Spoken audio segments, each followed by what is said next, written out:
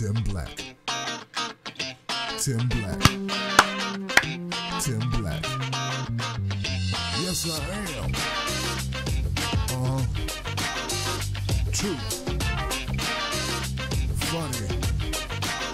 Tim Black. I am TimBlack.com. Tim Black.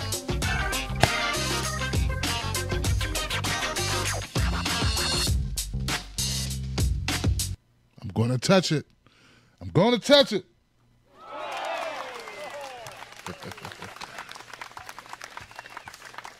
What up, people? How you doing? My name is Tim Black. Welcome to the Tim Black at Night show. Thank you very much for tuning into the show. Let me give a warm welcome to my people out there on Periscope. Periscope, where you at? Give it up for Periscope.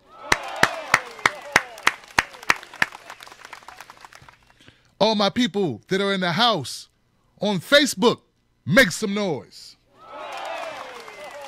Come on.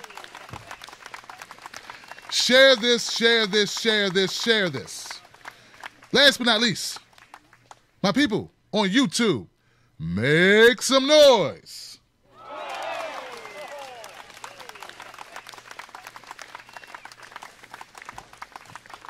All right, so I'm going to ask everyone to take a couple of moments, share this wherever you are listening to it at. It'd be very good, very helpful to this channel and to the message I'm about to drop, because it must be spoken about, so I need you to do that. Let's make some noise for this, because we're going to talk about a topic that needs to be addressed, and a lot of people are not going to like it. But that's all right. I'm mean, but I'm meaningful. I said I'm mean, but I'm meaningful. Some people just mean to be mean. Some people are mean for selfish reasons. Some people are mean to hurt others. I'm mean, but I'm meaningful. So share, guys, share, because we got to get into this, man. We got to educate some people tonight. Some people got to know what's going on, people. Oh, wow. I first of all want to give a shout out to two people, right? I want to give a shout out to Charlie Peach. Give it a shout out to Charlie Peach.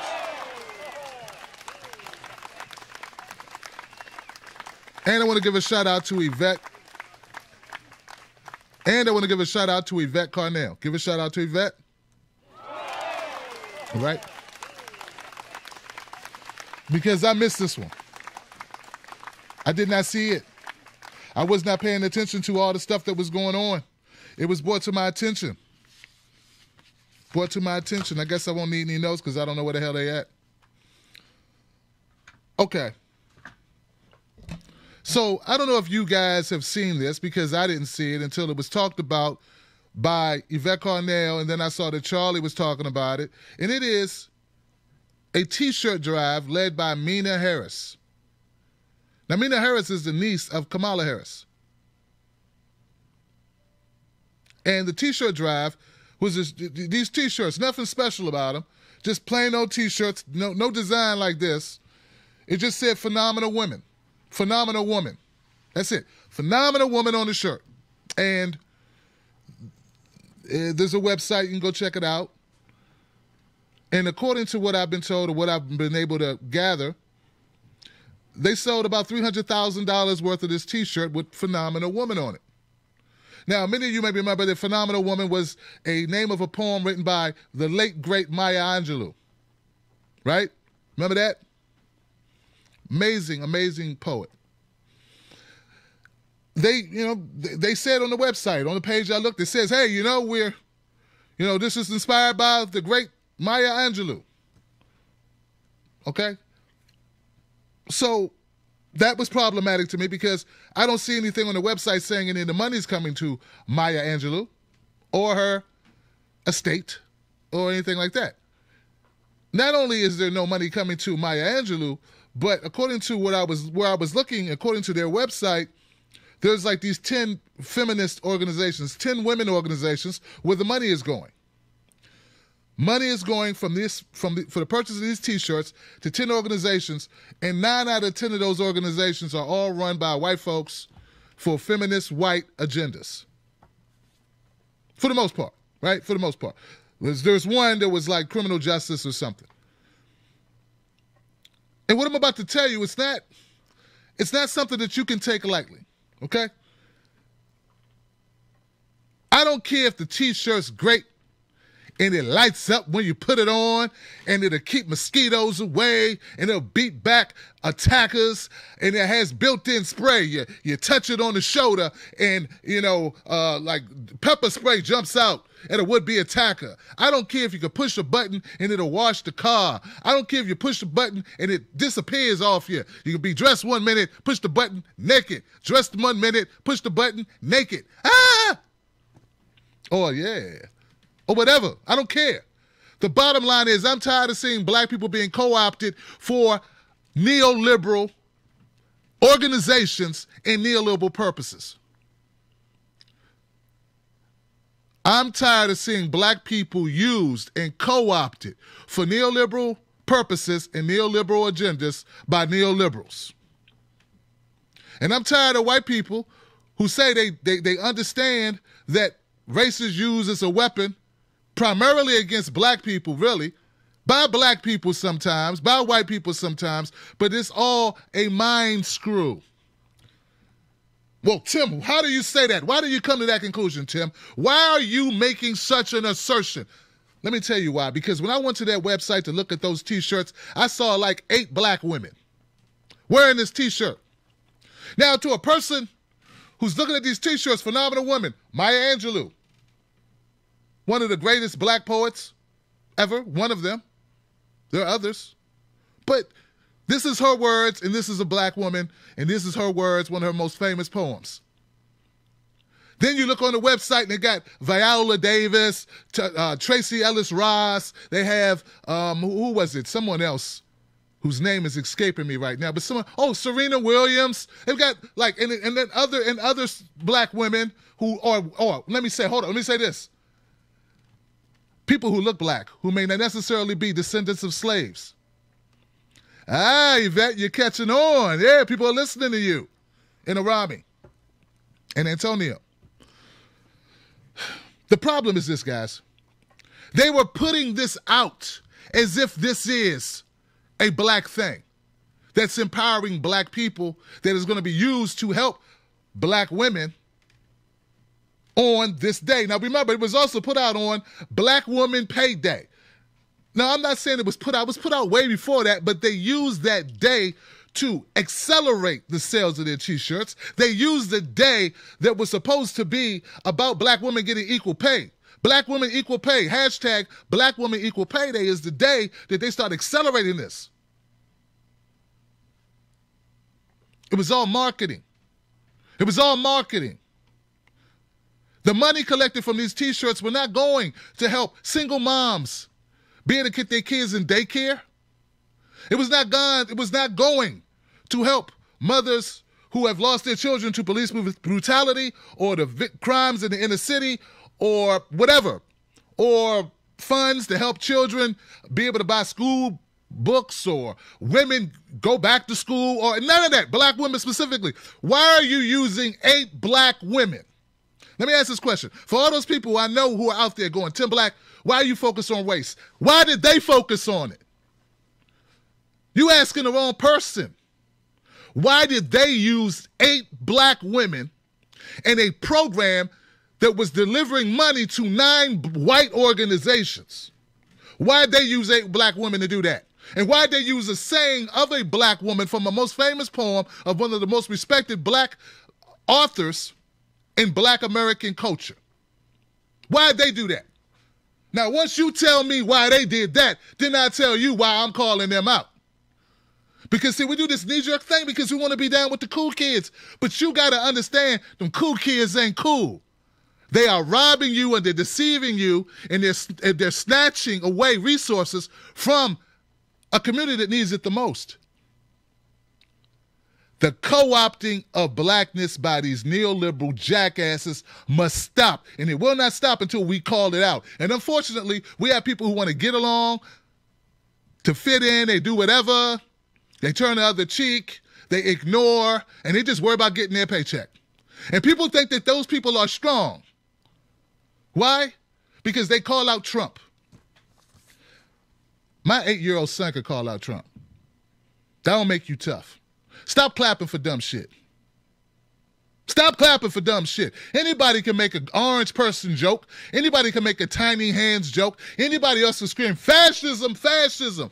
Neoliberalism is the destruction of our communities and the destruction of the black family. White families too, y'all probably getting destroyed, but I'm focusing on this now because they brought this to me. For anybody who doesn't understand what neoliberalism is, let me try to explain it in the most simplest way, because I'm not I'm not an academic or anything. I'm just Tim Black, right? The way I see it, neoliberalism is this, and I'm sure people can write in and correct me or call up and correct me. It's the privatization of things that were once public. It's the deregulation of our institutions. It's the opening of free trade everywhere. That's a neoliberalism agenda. Those things are bad for America in general, but particularly black folks, because when you open up that free trade and you can get those products from overseas, if we get the least amount of education comparatively, then that means we're going to be the ones what? The ones displaced by the outsourcing of jobs, the outsourcing, the making of manufacturing.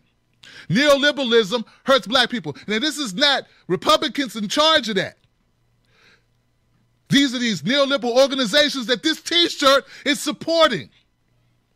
This T-shirt is not only not giving back to the black community, it's supporting organizations that support neoliberalism. Neoliberalism is what's shipping our jobs overseas. That leaves what? That leaves what? It leaves us without employment, which leads to crime, which leads to all the other ills of the inner city. And they're using black people to sell it. Now, it's one thing if you just get over on me. Right? It's one thing if you lie to me. It's another thing if you use me to lie to me. If you use me or people that look like me to fool me, Jedi mind trick me into thinking this is good for us. This shirt says something. Yeah, it says you don't do research. It says you don't know you got hoodwinked. It says you got fooled. Kamala Harris and Mina Harris, both of these people did not grow. Their people are not from D.C. or Watts or wherever you're from, probably. These are privileged people who went for Stanford and other Ivy League schools. These people are co-opting and giving black people the impression that they got their back. Meanwhile, black people are being used. Now, black people, we get used a lot. We know that. But I got to also call out my white friends. Just because you see some cool black person like Kamala Harris does not mean that their policies are in line with what we need in order to move this country forward. Just because you see somebody who can have a little swag like Obama does not mean that they are the best solution for where we need to take this country. You need to stop. Look, man, I ain't falling for no banana in my tailpipe. You got to stop falling for the banana in the tailpipe, baby. Cut that out. Shut that shit down. These T-shirts, they're not everything. $300,000 is a lot of money, but it's not everything. And what I'm trying to tell you is this is a symptom of something I see constantly, where they take and throw a black person in front of it. Hell, the main website promoting this event and promoting these T-shirt sales for a phenomenal woman was BET. And most people don't even know BET ain't even black-owned no more. Neither is Essence. Most people don't even know that. So they're using the facade of blackness to also pull at the heartstrings of liberal white folks too. Black people ain't the only victims in this. You end up funding the thing that you want to destroy when they pull these types of tactics and no one calls them out. Where was the Root article on this? That's right, Root owned by some white folks too, right?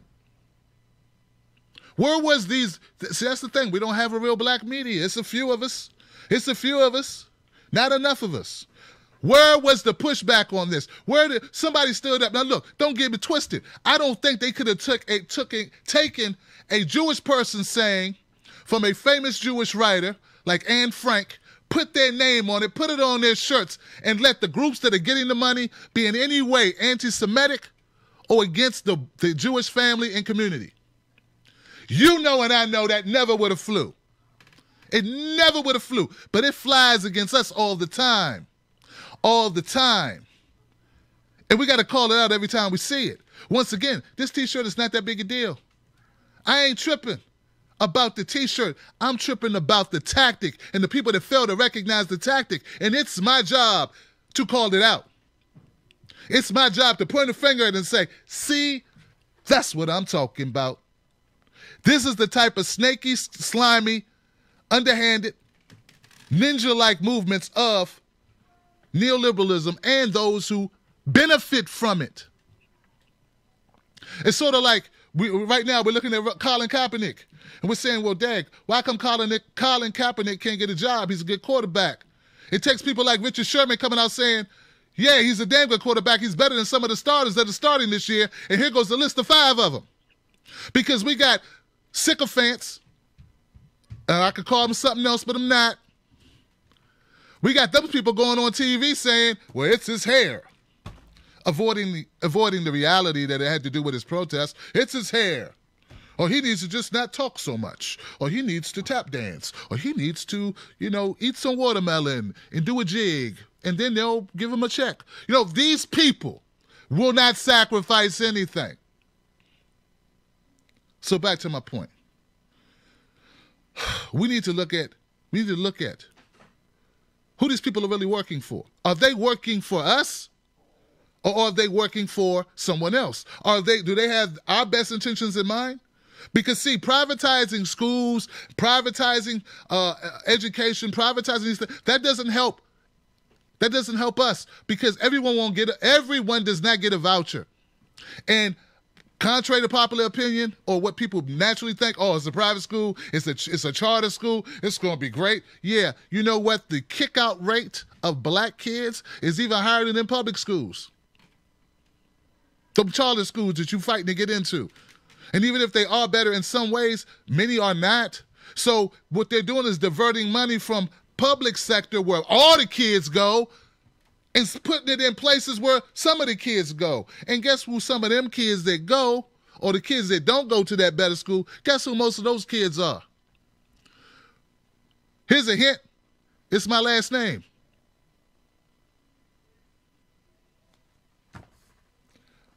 Kamala Harris, I don't know if she's a good person or not. I don't care if she's a good person. I'm talking about policy. Stop telling me about how you are sexist, Tim. You can't call me racist. I know you tried. They've tried. That won't work as well. I'm not a sexist. I just don't think neoliberalism is sexy. I'm not a sexist.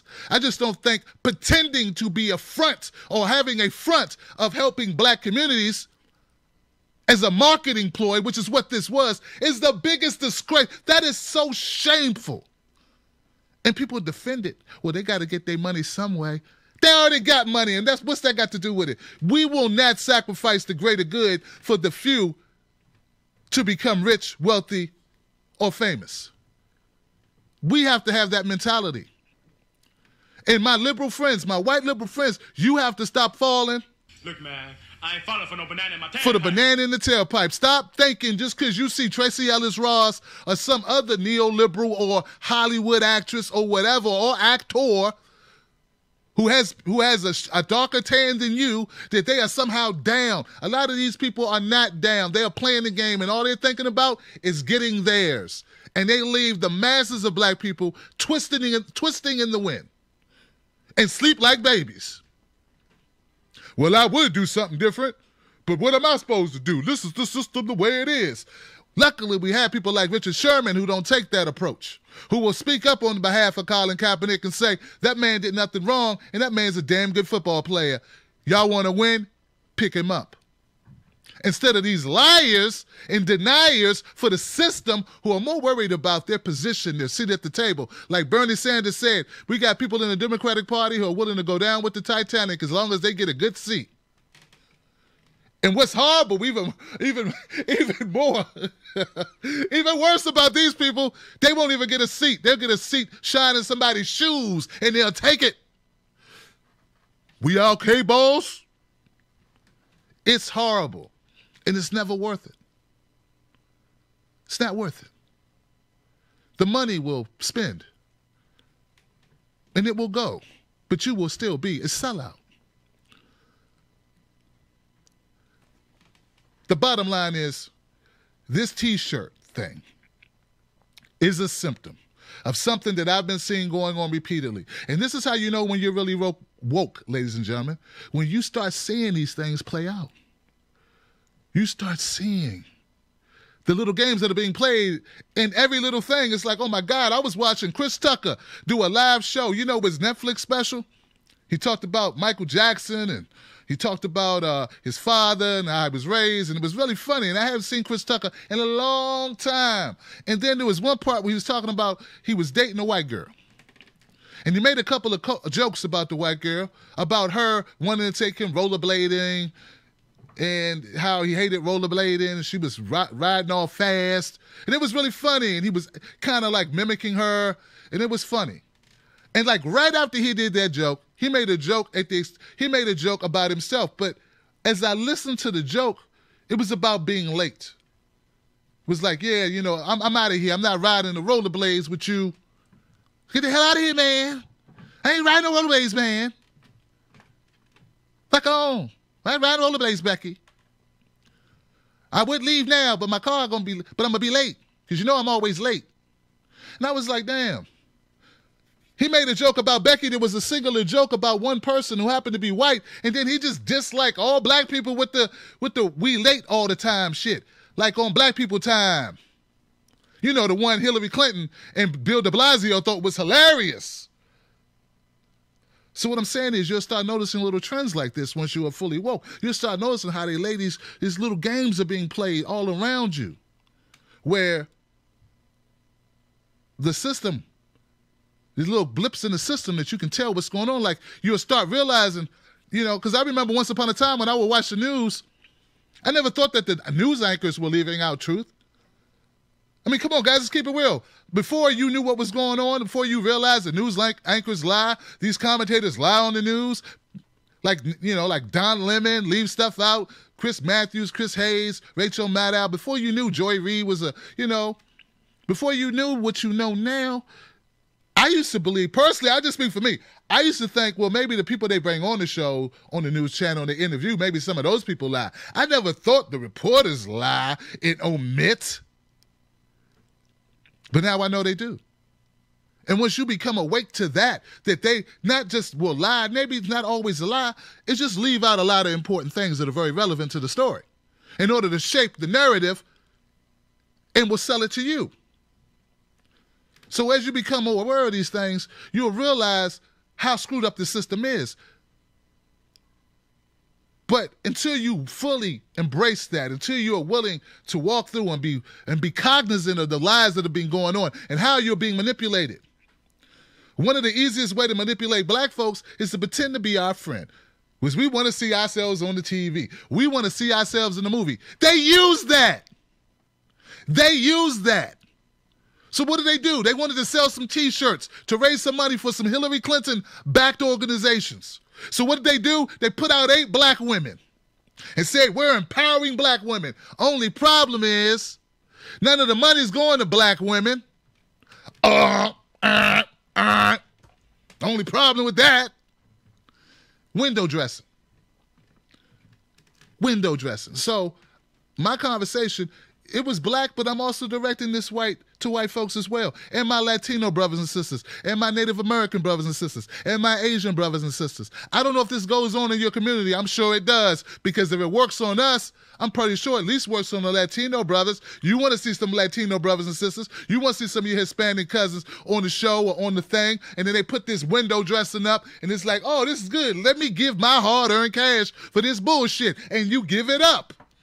Not knowing that money is not only is the money not going to a Latino organization that's actually fighting for your people in your community to make your lives better, but it's going to the opposite. It's going to organizations that want to ship jobs overseas and say, this is globalization and this helps everybody. How about helping me right here in Detroit, bitch?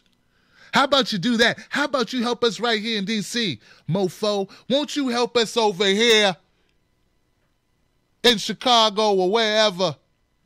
What about that? Yeah, I'm sorry they're going through pain in El Salvador, but can we get a little help over here? We're being co-opted and used, and they're using race. And the really crafty neoliberal pieces of shit that they are, the ones online that I've been witnessing, these guys love to come out and say, I'm championing for black people.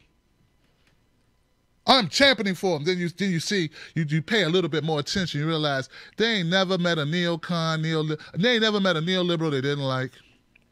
When it comes down to it, they champion, they're repeating talking points off CNN and MSNBC, and they talking BS. But they jumped out there on that black issue, so yeah, that must mean they damn. It doesn't mean nothing.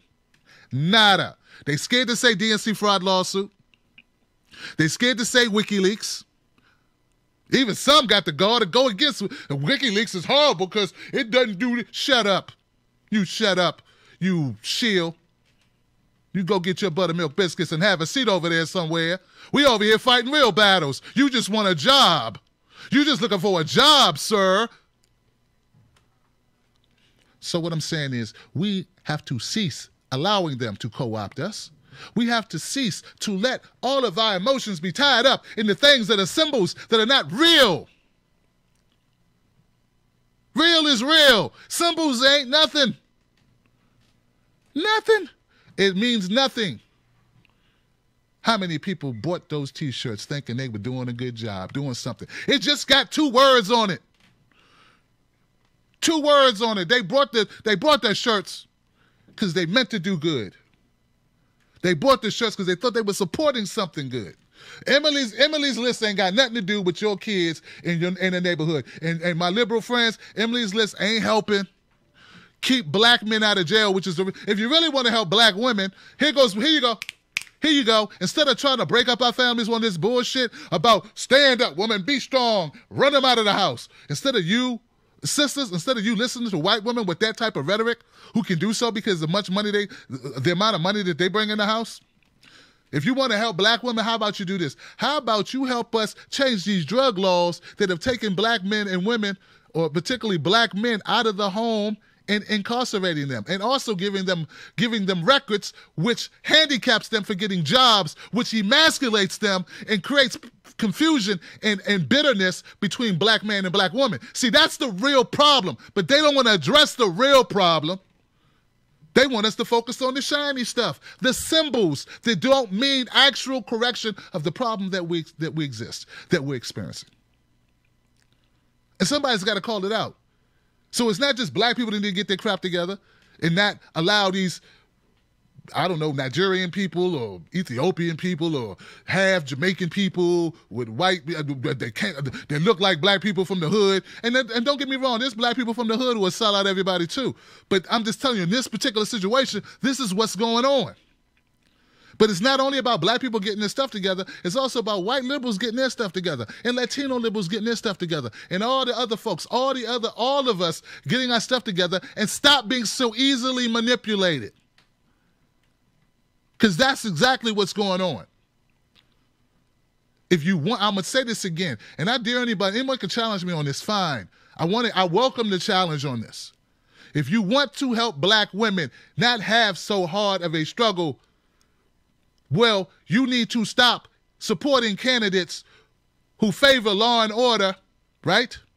Who pass 3-strike laws, right? Mandatory minimums, right? That take black men out of the family or hinder them in the ability to get work, which creates a problem within the household, which creates animosity between men and women, black men and women. He ain't nothing. He ain't got no money. He black. He in this system. They put him there on purpose. It's the reason why they pull over black people 4 times as often as white people. There's a reason for that. And there's a result of that. There's a cause and effect to that. There's an effect to that cause. That cause and effect. But no, that make any sense. So we all need to wake up on this. Once again, this is not just about Kamala Harris or Mina Harris. This is about us not doing any due diligence or not doing enough due diligence. Us being fooled by the representation of doing good. And then now finding out, maybe I could have just went on down to a local organization and gave them $20. Maybe I could have supported Yvette Carnell and Arami, Funky Academic on Breaking Brown. Gave them $20. Maybe I could have, Lord behold, supported Tim Black. Gave him $20. Instead, at least they're talking about issues and they're not run by Soros or run by, Emily's List, the neoliberal back channel, a Hillary Clinton partnership. None of that. None of it. And when it's time to call out Democrats, we call them out. And when it's time to call out Republicans, we call them out. And I'm just going to say this, and I'm going to wrap it up and go to phones. One of the reasons why I call out the Democrats as much as I do is not because I think that they're particularly more evil than Republicans. I do believe they are more corrupt in some ways. But it's because the black community gives the Democrats upwards of 90% of their vote every time they run. It don't matter who it is. It could be a Republican running against a Democrat stapler. Black people 90% of the time would vote for that Democratic stapler. And somebody be like, hey man, it's a stapler. It's not, it doesn't work. It's still Democrat. Can't vote for them Republicans. They racist. But the stapler, it doesn't think. It can't do anything for you. Well, it's still a Democrat. See, when you have a group of people that are that loyal to their own detriment, I have to go after Democrats. Now, maybe your goal is to protect those Democrats who are selling my people and your people and all people, really, all of us being sold up the river. That's the way I see it. Maybe you see it another way. But it seems to me like you are here to protect these staplers from getting in the trash bin. Now, to most people, what I just explained, whether you disagree with it or not, it makes sense to you. You'd be like, I don't agree with him, but I get his point. That's logical. The people that you keep supporting, the most black people support, you hitting them because they don't have policies and that they're not really fighting for you. They're pretending to fight for you. You know, where's the executive order that Obama passed to end police brutality? I'm sure Obama passed an executive order to end police brutality that got struck down by Congress, right? It got vetoed by Congress, right? No, because he didn't do one. But he gave a shiny speech. He gave a speech and he cried. He said Trayvon could have been his son or something. And people said, oh, he's great. He's saying stuff. We got to stop buying that. He signed executive orders for the LGBT community. You know, the ones like Trump's doing now. Trump, his pen game is strong. He like, let me just sign this. Let me sign that. He did one for LGBT. He did one for Hispanics. He didn't do any for black people. And when I call that out, they say, you hating on Obama. Obama's not in office no more. Okay, when he was in office, were you calling him out for that? Were you calling him out for I was. Were you calling him out for that when he was here? Then shut the hell up. See, we don't need symbols. We don't need Jay-Z songs. We don't need, dance moves. We don't need cops dancing with black kids in the hood. We know what we need. We need civilian-led policing. By the organization Civilian-Led Policing. Contact Michael A. Wood on Twitter. We need police reform. And we don't need people dancing and clapping and making rap songs together or on some, we're going to fight the power. No. We need policies. The government puts you in this situation. It's going to take the government to get you out. So that's why the Republicans start talking about small government. Like, you weren't saying that when they were putting us in this situation. I don't care how big or small it is. These programs need to be implemented. So we all must stop. Look, man, I ain't falling for no banana in my tail. We all got to stop falling for the banana in the tailpipe. We all have to recognize reality and separate pretty symbols, things that look good. Because all of that, what is it? Sister with good hair, selling you down the river, ain't nothing but spinning rims that you can't afford and ain't going to do you no good. We don't need that. And that's what Kamala Harris is. And actually, she's detrimental.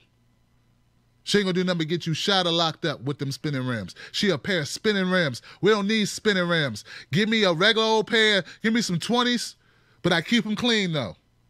And let those 20s carry us the rest of the way away from this neoliberalism, which is privatizing what we need as public goods. And that's how I feel about that.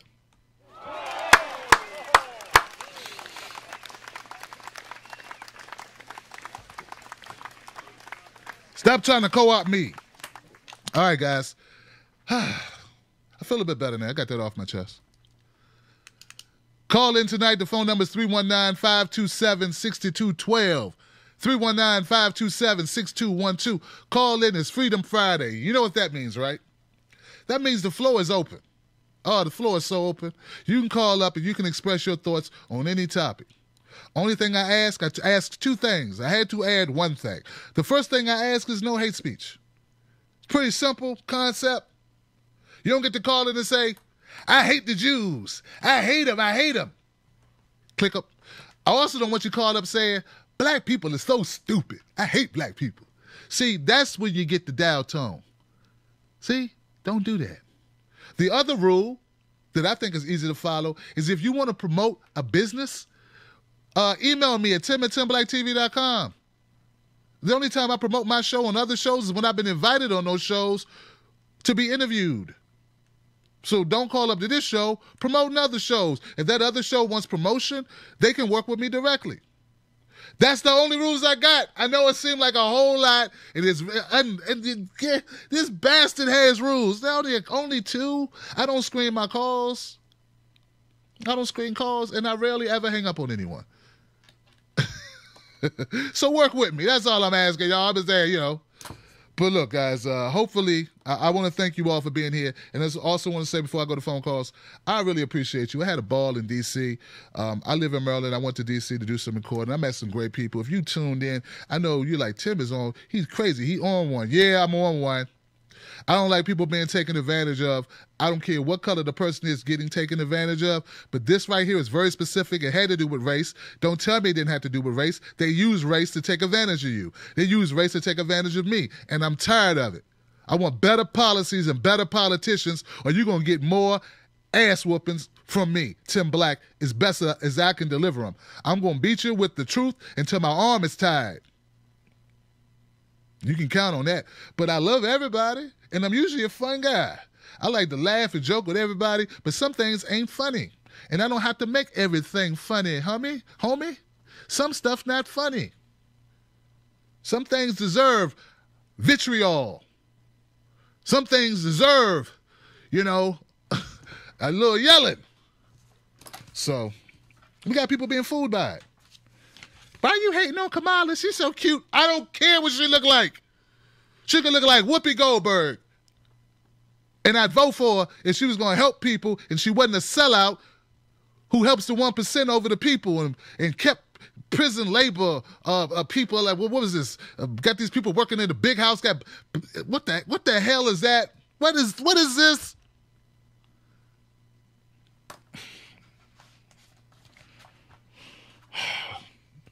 All right, I'm going to go to first call. My first call, thank you guys for calling up. Thank you for being here. 434, you're live. What's your name? Where you calling from? Oh, my God, Tim, how you doing? I ain't talked to you in so long. Oh, wait. Let me take what's up off speaker. My man, Mystical. What's up, brother? What's up, Tim? Oh, my God, dude. It's been way too long, man. That's what I'm saying, man. How you been? How you feeling? Hey, man, I'm doing well, man. When I saw your tweet, I was like, man, where the hell is Mystical, man? You all right? I'm good, bro. All right, fam. I'm good. Yeah, man. I had Nabi for a quick second. I told her to come in here and say I'm hello. still here. Hey, Nabi, I'm what's just up, in the sis? background. Hey, Tim, how you doing? I'm doing all right now. I just exercised a few demons. You know, I'm feeling good now. Yeah, I heard you exercising them. I was like, okay, go get him, Tim, get him. I had to. No doubt. That's right. And look, I got to start this off right. You know what I'm saying? It's been a long time. My name is Physical Carter, and I enjoy sitting back on Friday nights listening to Tim Black at night, because we can. My brother. You know how we do it, man. Outside, sitting by the fireplace, man, with a nice little adult beverage, man, for all the adults out there. Man, we got to get this stuff in, man. Our politicians don't know what the hell they doing, man. They up there acting a fool, man. I was even for cussing out. Our politicians don't know what the heck they doing, man. They up there acting a fool, and See, it's a shame. It's a shame. I mean, this dude's son is about to be on some 007 type stuff, and nobody's checking for that. Like, what happened? What happened? Not qualified to do nothing but sit there and smile, but you get to go meet with leaders of states and whatnot, and you just running in the race. Like, oh, we thought we could dig up some dirt, you know what I'm saying? And like, isn't that still treason? Can somebody grab that policy for me real quick? Isn't that still treason, Shawty? What you doing? What you doing? But I mean, other than that, I mean, wow. I said in the beginning, you know what I'm saying, that Donald Trump was gonna act a damn fool, and that's really it. Shout out to the whole wolf pack. A homeboy from West Virginia, I cannot think of your name to save my life. Linda from VA, Los, KJ, Stella's dad, Marvin and his sister, man, battling out with cancer, baby. You keep your fight up, man. You hear me? And the whole rest of the wolf pack, man. Go ahead, Nabi. I was just going to say there was a video right after Trump was elected, and it was showing him holding a meeting. He was in a restaurant holding a meeting, and there was no security measures being taken. And someone finally realized there were no security measures, and everybody was losing their mind because everybody around him was filming him. Was you know, they had him on camera, and this whole private secret meeting was being put live online, and everybody was running around like chickens with their heads cut off, except for Trump, who was sitting there sipping wine and smiling, watching everybody run around like they're crazy. And when I saw that, I said, this is where he's comfortable. He's comfortable when everybody else doesn't know what's going on, and he's the only one who does, and it makes him feel powerful and in charge. He's comfortable in the chaos. Yes. He's comfortable in chaos. That's his place of power. Interesting. Wow, man, like, you know, hey, well, look, guys, all I can tell you is I'm real glad you called up. It's good to hear from you again. Mr. Cole, you were thinking of Rob. That's who you were talking about. Iron Man Oz is who you were referring to in West Virginia, man. But, yeah, man, you know, you're right, and I agree with you. Give it up for Nambi and give it up for Mr. Carter. Great friends of the show who've been around for like 3 years, man. They're the best, man, and they ride with me even when I talk this political stuff, and I appreciate it. Hey, Tim. Yeah, brother. Did you shout out Yvette Cardell? Yes. Did I get that right? Yeah, you did. Yo, shout out Yvette, baby girl. What's up, man? No doubt. Dropping knowledge, man. No doubt, brother. No doubt. Yeah, brother. And look, this is not the first time I shouted her out. I shouted her out, you know, at least 2 times before this. But yeah, man, no doubt, man. Like, you know, anybody speaking truth to power, man, if I can't work with them, I support them. You ain't got to work with everybody. Everybody's doing their thing. I grind constantly. They grinding constantly. Everyone's doing their thing. I'm going to holler at Phil from the Advice Show and see what's going on with him. See what he's working on, because in his way, I believe he calls out what he sees. He doesn't pull any punches, and that's what's needed. Frankly, we need people that are willing to call it out. You know, I don't see him with an agenda that's being funded by corporations. See, that's how I am, Mr. Cool and Nambi. Like, as long as a person is not parroting talking points from the mainstream media, CNN or MSNBC or some other private organization, then at least they're a genuine person. Genuine people can disagree, but we're going to agree on other stuff. So those are the type of people you can work with, I feel. You can work with people who aren't being paid to be a certain way. You know, you ever have a problem in a store and you ask the person that worked there, like, hey, I need to, I want to return this. They're like, well, you don't have the receipt, or you don't have the tag or whatever. You're like, but I just brought it. And they're like, I can't do nothing about it. It's just the way it is. But you just saw me walk out the store with it. I must have dropped the tag. I can't do it. I don't own the store. And those are the people. So those people you can't work with, because those people don't own nothing. Those people are not in control of what they do or say. They're just a mouthpiece for someone else. So as long as you are not a mouthpiece for someone else and you have autonomy, hey, man, even if I disagree with you, at least I know I'm dealing with a real human being. Right? Because you can make decisions. I'm working with somebody who's not a decision maker, who got to go get their orders from their boss or their master or whatever. Then I got time for that. All right, I'm going to go to the next call, guys. I appreciate you. 314. You're live on Freedom Friday. Who's this? Hey, Tim, how you doing? It's Dimebag from the great state of Missouri. Hey, what's up, D? How you doing, family? I'm doing good. I wasn't even gonna call in. I was just gonna just listen to the show. But then when you brought up the Kamala Harris and the stuff I've been reading and seeing, and I'm probably gonna piss a few people off, but what I gotta say, it ain't gonna be no hate speech. But this is what I see. This is my opinion, and a lot of stuff that I probably say I can back it up with research. First of all, Kamala Harris is not black. She's not a descendant of a slave. Her father is Jamaican. Her mother is from East India. She cannot relate to any of us. Not me, not the guy that just called, and not even you, Tim. What these neoliberals do is they manipulate the largest Democratic voting bloc in this country, unpolitically educated descendant of slave women.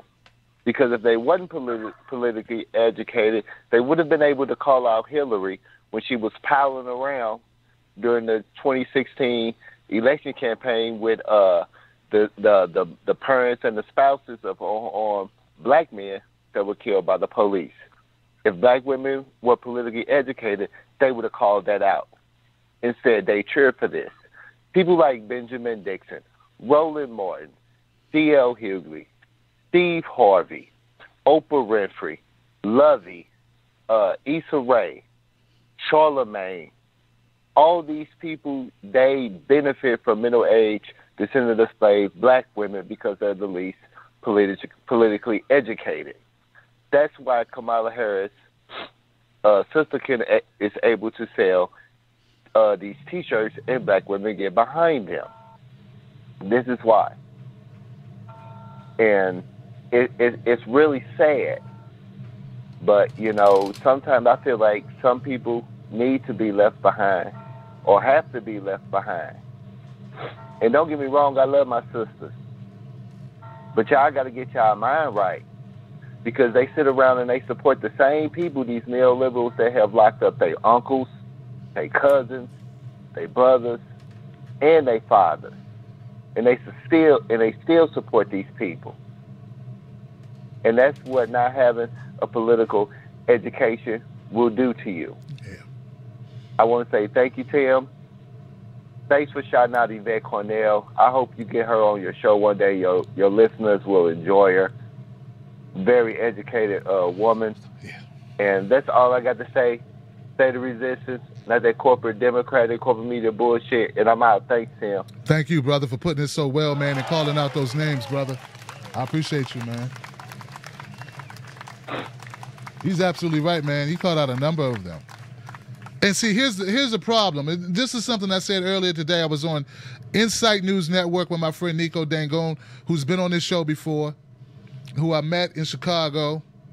And we've been talking on Facebook, and I did a live stream on his channel today. And, you know, we had this conversation. I said, you know, it's not that every politician you meet is a bad person.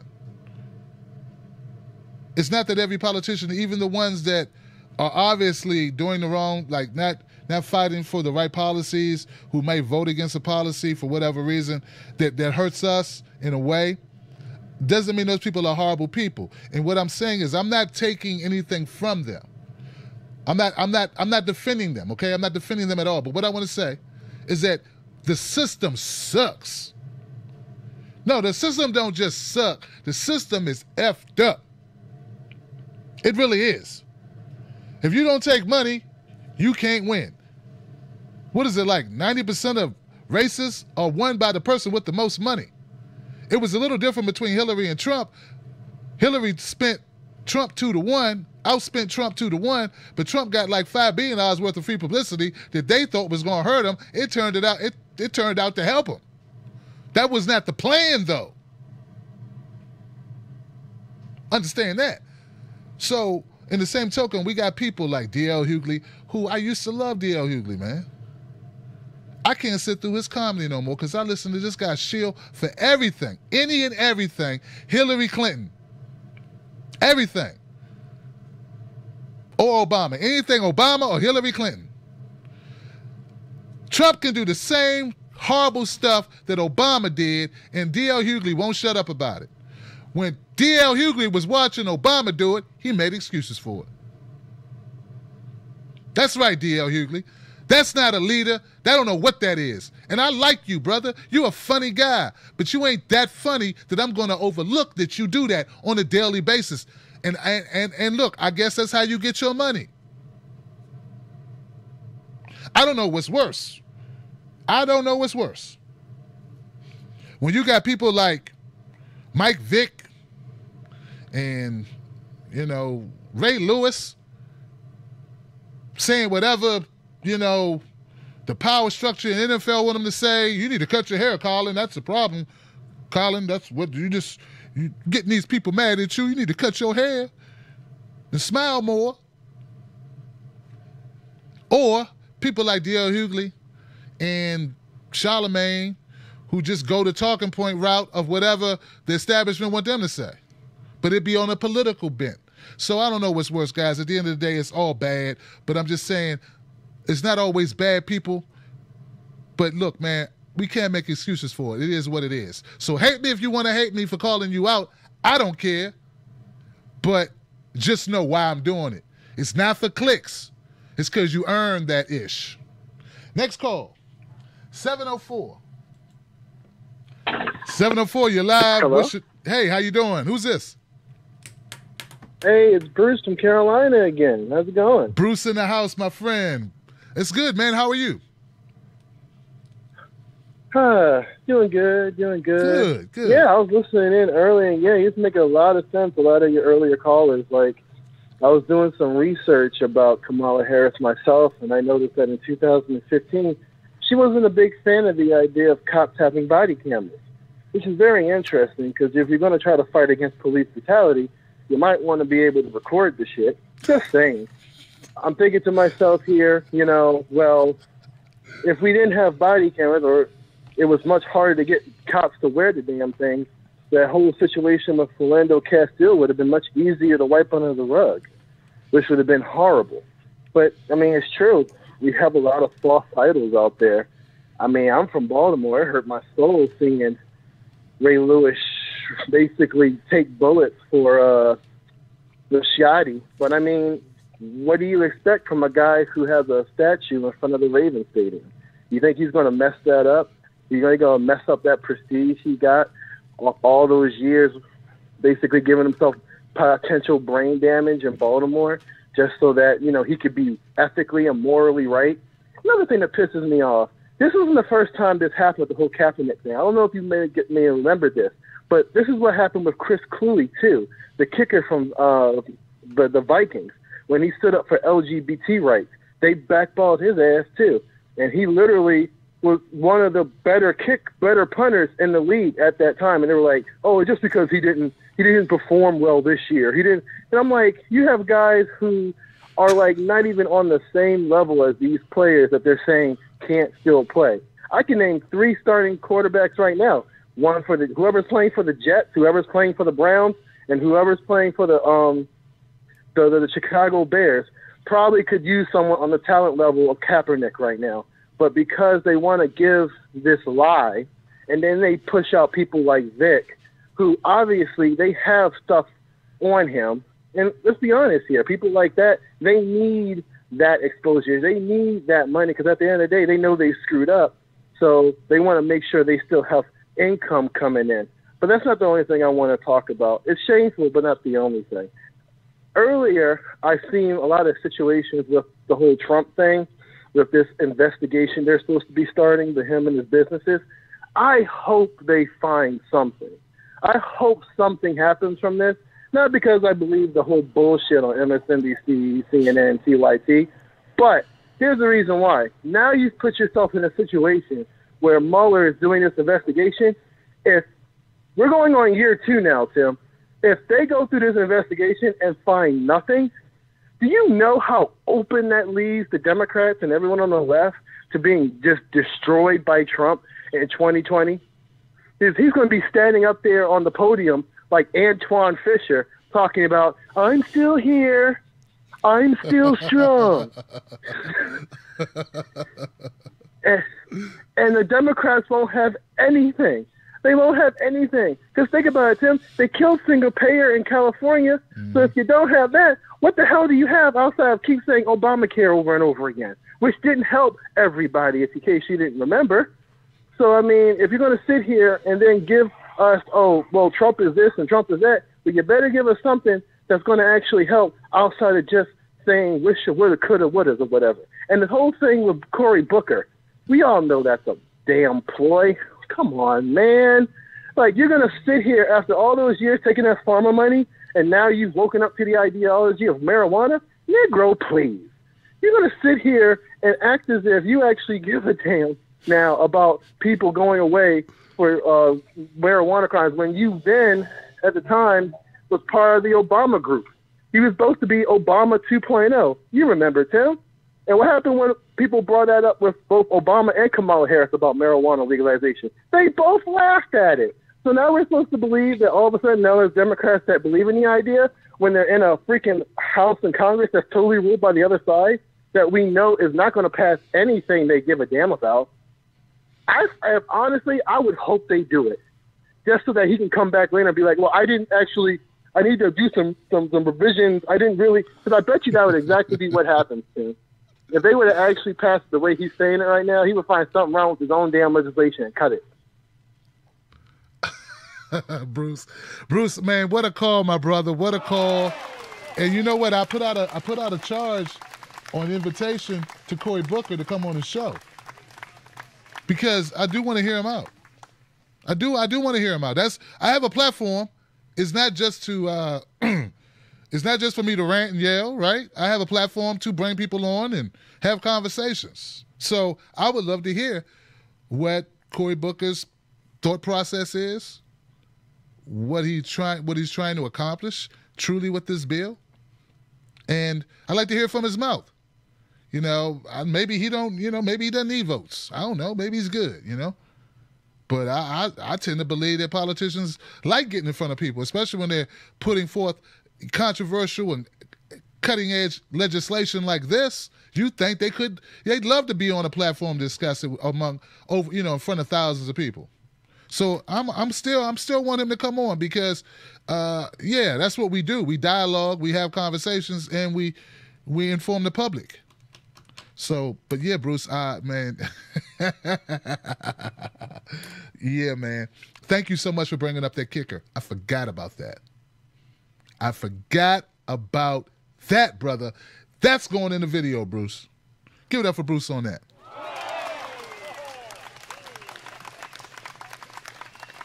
863, you're live. What's your name? Where you calling from? Hello? Hey, you're live. How you doing? Hello? Hey. Yeah, hi. It's me. Hello? Hello? Yes. You're It's live. Ash from Japan. Hey, how you doing? I called last week and I'm trying to call back this week again. Okay, cool. How you doing? I watched your show. I watch it every day, actually. Everything you have, I watch all the time. And I saw what you said about the guy in Greece, the black guy in Greece. Yes. That was actually kicked to death, which was a pretty brutal way to go. And when I was listening to you, it made me think about racism. You said racism and the way blacks are treated worldwide is not very good, et cetera, et cetera. And I am black and I have traveled, so Yeah. I can give you some insight on that. Talk to me. As Yes, far as please. how black people are seen. Please. Now, I will admit that, yeah, the stereotype and the image for black people worldwide is not necessarily the greatest. However, and you quote me on this, American racism is really the highest level of racism I've ever encountered in my life. And I lived in America. I grew up in America. Trust me when I say anywhere else in the world you go, it's going to, but I've gone. I went to Europe, Asia, and the Americas. And America is really a special type of racism. So I hope people don't fear traveling as minorities. I think they would benefit more from it. I will say that culture may be a problem when it comes to traveling, because in America, when you want something, you are aggressive to get it. You have to fight to get it. If you want to get something, you get loud. People get worried, they give you what you want, and blah, blah, blah. Customers are always right, and so on. In a lot of cultures, getting loud or aggressive, or even making an insulting comment will really get you in trouble. I live in Japan, and most foreigners are much bigger than Japanese nationals. Not everybody, but for the most part. And a friend of mine, he got into competition on the train because a Japanese man slapped his girlfriend on the train. And usually for us Westerners, we intervene. He intervened, and because he's such a big guy, when the police came, they arrested him. And the two Japanese who had first had a fight got to go home. Now, when I first heard this, I think before I came to Japan, I'd probably would be a little surprised, but I've been here long enough to know that you can call the police on the guy who slaps his girlfriend, but don't intervene, because aggression doesn't really get you much. Now, that's not where it stops, by the way. In Japan, they can disappear you for 28 days without any conviction or phone call. You're just gone for 28 days, lose a job or whatever. You're gone, and that's legal, 28 days. But as far as, even with that experience that I've heard about, and I'm not surprised by it, I will say that aggression really is not going to help you much when you leave America. A lot of places don't like it. It doesn't matter what color you are, they don't like it. You have to be mindful of the culture you're entering into, because they don't see a reason why they should let a foreigner come to their country and harass their own people, which is understandable. So I don't know the situation perfectly for the thing in Greece. Was it racism? Probably, maybe. But in my experience, Americans are kind of loud when it comes to any kind of problems. And you know how you talk trash and people back down? Not everyone's going to back down.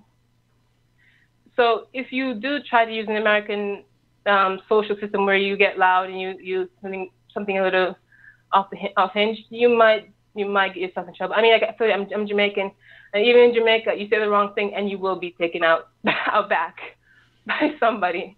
You know, it's just cultural. So I'm not sure if it's complete racism or it's cultural.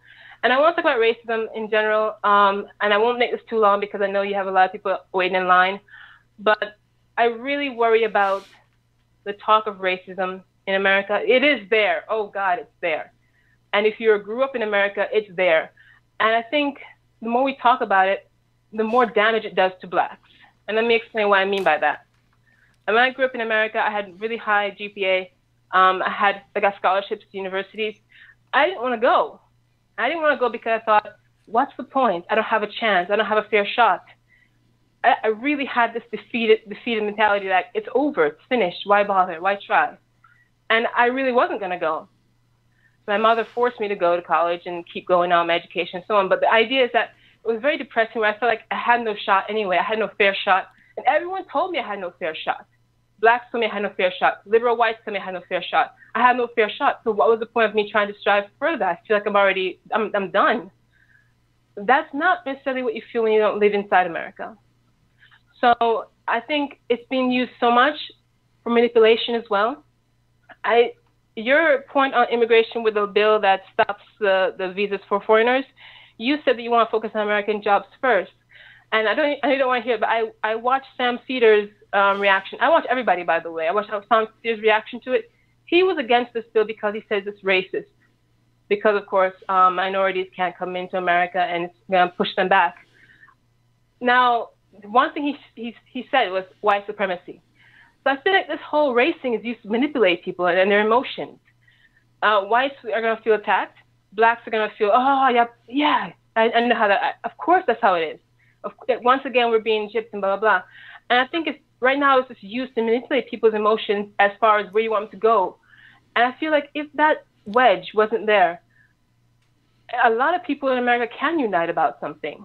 But because we're being pitted against each other all the time, blacks this, whites this, back and forth, no one's going to unite. You know, people call out racism left and right. Yes, some of it's justified. Some of it isn't justified. And the reason why I realize this is all BS, most of it's BS, when the liberal media talks about racism and police brutality, why don't they mention John Crawford III, who was a black guy who got gunned down in Walmart after he took a BB gun off the Walmart shelf? They don't mention him. That's a really justifiable, everyone can see that is a justifiable police brutality. Nothing happened to the cops, by the way. And mysteriously, a few months later, or a year later or so, his girlfriend was in an accident where her brakes gave out in her car and she died. You know, why don't they bring up all these real legitimate stories, like, for example, Khalif Broder, who was 16 years old when he got sent to Rikers over a backpack he didn't even steal. In solitary confinement, and he hanged himself. Okay. That is clear cut. I think anybody, white or black, my sister, can say, okay, that is ridiculous. I hear you. My sister. Don't bring these up. Okay, I hear you. How long have you been living abroad? I've been living abroad for 10 years now. Yeah, because I don't know, maybe things have changed a little bit. You know, I understand what you're saying about race being manipulated. For instance, those two stories that you highlighted, one was made into a documentary, the Khalif Browder story, and the John Crawford story was covered extensively. I know I covered it like 3 or 4 times, and it was on the news as well. So these issues were talked about. I would say this to your equation, you know, about white and black, if we could just, the problem is this. The problem I have with your argument is that black people don't have any power in this country, right? We don't have any power, so it's not the same thing to say, okay, black people, if you just did this, then then we could get along. No, I don't think that's true. I don't want to interrupt you, but when you say black people have no power, I think that is actually also false. Black people have spending power. Their money is the biggest power. They're the biggest consumers. No. That's not true. You're taking it right there. They have no power, you say. No. Education is a problem. Black people, education is not very good. I was black in America. I grew up in America. Okay. You can't keep telling people they have no power, because then they give up. Black people they give up and say, I have no power. They get what? You sound a little. I totally disagree. I totally disagree with you. I don't think you know what you're talking about on this particular issue, particularly what you just said there. Spending and buying stuff. Listen. Spending and buying. In America. Spending. You don't live here now, and I'm telling you. And even if you did live here, it doesn't mean that you're accurate. Okay, buying stuff does not equal power. It's saving. It's having wealth and equity that makes you powerful. That's what makes power. No, listen. So if you don't, look. I'm not going to argue with you. I'm not going to argue with you. We disagree. I appreciate you calling. I appreciate it. I'm not going to keep talking over because it makes me look retarded. But I will say this, and no offense to anyone who has an issue. And it's good she called up, and it's good that she said that, because that needs to be addressed. That's one of the biggest fallacies. And people say it, and they believe it. And maybe some of you were listening and you believed it. That's an inaccurate statement. That because they say black people buy all this stuff. The stuff that they buy are regularly routine stuff people buy. You're going to hear people say, if you didn't buy tennis shoes, if you didn't buy hair supplies, if you didn't get your hair done. Power is not in money that is spent. Power is in money that is made. Of all nationalities, black people make the least amount. So how can you then say because they spent? When you are poor, you spend more. You're living basically paycheck to paycheck. Please check out Yvette Cornell. She goes more in depth on this subject. I don't want to make this the all-black show tonight, but I got to address this. I had to address it. All right? It's the same trope where they blame black people for being poor who don't want to look poor. It's the same mentality. You look poor, you don't want to look poor. It's like a human nature, like if you are broke, you don't want to look broke. But the people that look the brokest sometimes are the richest people. But it's a mentality. It comes from being ashamed of your present condition and wanting to be valued for something. So they want to buy something showy or whatever. And that's not everyone. That's not everyone, okay? But I had to address this whole thing about black people spend all this so they got power. Power is political power. Power is political in this country. There is no other power except money and politics. We have no money and we run no political party. The two things that make you who you are. Like 70% of the time, they did a study. 70% of the time, when the 1% wants a law passed, it gets passed. And only 30% of the time, if the people didn't want it passed, it wouldn't pass. Power is in the 1%, right, with money, and it's with political power, politics. Unless you control a political party, you can't get people in office to enact policies that help you. And I'm sorry, just because you went to college and people said you couldn't, does not mean that that's the problem with black people. There are people who go to college all the time who were told they couldn't go for whatever reason. You ain't smart enough. You're not bright enough. You're not quick enough. You're not responsible enough. People say stuff like that all the time. That's an individual overcoming. Let's not take our individual situations and extrapolate them without looking at any data. Right? No data, no information. Let's not take our personal struggles and multiply that by all these people and say that's what's wrong with the world, obviously, because I did this, so anyone can do this. First of all, you ain't everyone. No, you're not. I know you may think you are, but you ain't like everybody, and everybody's got their personal struggles, but everybody's individual. And no, and socio-economical pressures on individual families are all different. You don't know the makeup of other families.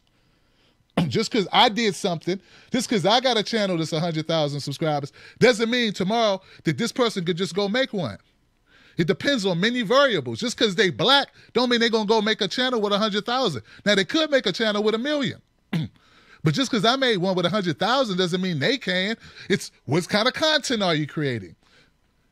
You know, do you have any public speaking experience? Do you have any writing experience? Do you have any technical ability? Do you have any marketing ability? These are all things that go into this little rinky-dinky channel. But see how deductive it is to say, I did it so you could do it, without knowing anything about this person. And that's exactly what she just did on this phone call. So I had to address it. I'm not here to berate her, or chew her up, or anything. But that has to be addressed because she made so many comments in a row in a succession. It was like she had an automatic weapon.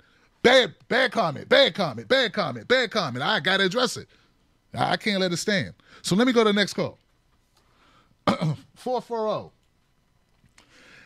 Hey, 440, you're live. What's your name? Where you calling from? Hi, this is Michelle in Cleveland, Ohio. Michelle, talk to me. And so I'm just calling, we hear a lot of talk about neoliberal policies. Yeah. But it's usually a lot of neoliberal economics behind it. And everyone loved Bernie for his policies, Medicare for all, tuition-free higher education, infrastructure, renewable energy. But not everyone knows his economic team that was behind those policies to actually implement them. And it was a woman by the name of Stephanie Kelton. Stephanie is a professor of economics at the University of Missouri, Kansas City. She's part of the Levy Institute. She's in the 2015 Congressional Budget Committee. And like I said, she is Bernie Sanders' chief economic advisor.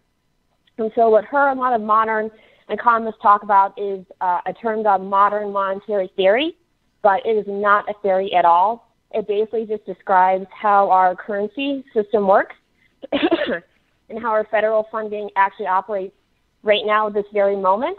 So they describe it how the United States, like Canada, UK, Japan, China, are all monetarily sovereign, so that they're the sole issuer of the currency. So when politicians tell us we can't afford to do something, or we're broke, or we run out of money, or we are in debt to China, and we're going to burden our children and grandchildren with the deficit and the debt and all these horrible things, they don't know what they're talking about, because none of that is true. Governments like the U.S. that issue their own currency can never, ever go broke. We can never, ever run out of money. I always kind of acknowledge it to the game Monopoly. You know, I'm sure you played it. Many of the people that are listening play the game Monopoly. And what's the first thing you do when you play Monopoly? You know, someone who's the banker, but you don't pay your taxes first, right? You don't have the money to pay those obligated taxes in that currency and that currency alone. You need that currency to pay the taxes. So the banker issues the currency first. If the banker doesn't spend the currency and give it to the players, the game can't start. That's like our government. So our tax dollars don't fund anything at the federal level. Mm-hmm. They are deleted upon receipts, and it happens through credits and debits. So when Congress wants to spend, they basically give instructions to the Fed to credit bank accounts, and it's all done electronically. So it's like accounting on a ledger sheet. So when we say that the government runs a deficit, that just means they're crediting more into the economy than they're debiting or taking out. So we get freaked out about the deficit, and we look at it and look at the government side and see it's the red and get scared because we think that, oh my gosh, if we're in red, if our household budget runs a deficit, that's bad. But the federal government does not work like a household. It's the sole issuer of the currency. It can never, ever go broke. And just like in the game Monopoly tells us, the banker can't go broke. If it needs to, it can simply write on a piece of paper, give the currency to the players and issue that. And just like in the game in Monopoly, the government has to deficit spend, right? I mean, every time you pass go, you collect $200. If the banker in Monopoly doesn't spend more than it takes out, the game's going to end, right? Because the players don't have the currency. So just like in Monopoly, the government has to deficit spend. It's always usually run deficit. Every time we've had a surplus, we've had a recession. Because when the government runs a surplus, that means the private sector, you and I, run the debt. So the debt is not something to freak out about. Like I said, we've almost always had run deficits. And when they talk about the debt, how we owe money to China, which we don't, they were the sole issuer of the currency. The only Congress can authorize the Fed to spend it into existence. The debt is not a debt like you and I think of it, because, again, the national government doesn't run a budget like a household would. The national debt is really a national savings. It's just people with extra dollars who want to put them in a different type of IOU, one that earns interest, a U.S. Treasury bond. So when you say you want to cut the national debt, that's saying you want to cut liquid risk-free assets of our net savings of individuals. So when they say that we're broke, or say that we need tax dollars to afford Medicare for all, that's not true. I know there's a lot of progressive candidates that, want the same things like Bernie, but they say we need to do it through taxes. But we don't have to tax anybody to fund these things. I mean, we can do infrastructure and Medicare for all and tuition-free education and climate, renewable energy. We can do this. We just understand how our currency and fiscal system function. So if you ever get a chance to interview Stephanie Kelton, I would highly suggest it. She's really, really good. And she has a really good video on YouTube called Angry Birds that talks about the debt, the deficit, taxation, and inflation. She goes into detail with all of that. All right. Well, thank you very much. It reminds me of someone else we had on the show from Real Progressives who we spent like an hour and a half discussing this, but it was quite some time ago. I appreciate you. Steve? Yes, it is. Yes, it is. Give it up for that call, guys. Give it up for that call. Yeah, man, we print money. Who are these people who don't know we print money? Right? She's right, though. Like, a lot of people don't know that. Like, do we print our own money? How you going to be broke when you print your own money? We can't afford it! Does this fool know we print money? But, yeah. Thank you so much for that call and dose of reality. Because, yeah, people do get caught up on that. They think about, well, just we can't afford it. We just can't afford this education. And once upon a time, there was no secondary school, right? There just wasn't. So, and we decided that we needed to educate our people more in order to have a thriving economy. Workers needed to have further education that was paid for by the states. And once upon a time, community colleges were close to free, right? So, like, once upon a time, these things did exist. And why not make at least community college free or 4-year in-state college free? Like, come on, man. Come on. But I'm going to go to the next call. Thank you for holding on, guys. 773. You're live, Freedom Friday. Hi. Hey, how you doing? Hola. Hi, this is Bonnie. Hey. Am I on? Yes, you are. Hey, Tim, this is Barrelhouse Bonnie from Chicago. What's up, Bonnie? What's up? Talk to me. Well, I've been traveling in my home state of West Virginia, and it's really been driven home to me about how these small towns, they're able to kind of economically develop themselves by looking at what they've got. And like small towns named after somebody or some old industry, they develop a theme around that, and they kind of use arts and small business to make things interesting, and this in turn attracts more people and more business. And I'm staying on the west side of Chicago now, and it got to me to wonder what if maybe the Black community could think of itself in more valuable terms culturally. Perhaps this kind of asset-based community development, which is what it's known as, could help. 90 seconds. So my partner, Larry Taylor, who is a West Side Blues man, and I started a series of community discussions along with Black travel agent Crystal Dyer from Gone Again Travel and Tours, and we're talking about how blues, arts, and culture can help economically develop the West Side in a way that is not going to run out all the Black people and all the people of modest income. 60 seconds. I hear you. Hello? So, so I just want to put that out there as kind of a subversive alternative because it starts small. Anytime this ever starts, it's always a few enthusiastic people in a town or a neighborhood building up that neighborhood with pride in what's there. And it doesn't need the help of some big entity. It can get the help later, but because it starts with local people, you're having the power. You're defining your own community. 10 seconds. And I think a lot of the troubles in this big city is that, there's some city hall that wants to run everything and dominate everything, and I'm sure we're going to encounter that. But since it's worked so many places, I'm just saying I'd like to see if maybe it'll work there. Before I go, I just really want to thank you once again for doing what you're doing, Tim, and giving everybody a platform to say everything from all over the place. And it's just so valuable right now when you have the major media just saying the same thing over and over, and a lot of it's lies, to have an opportunity to be heard.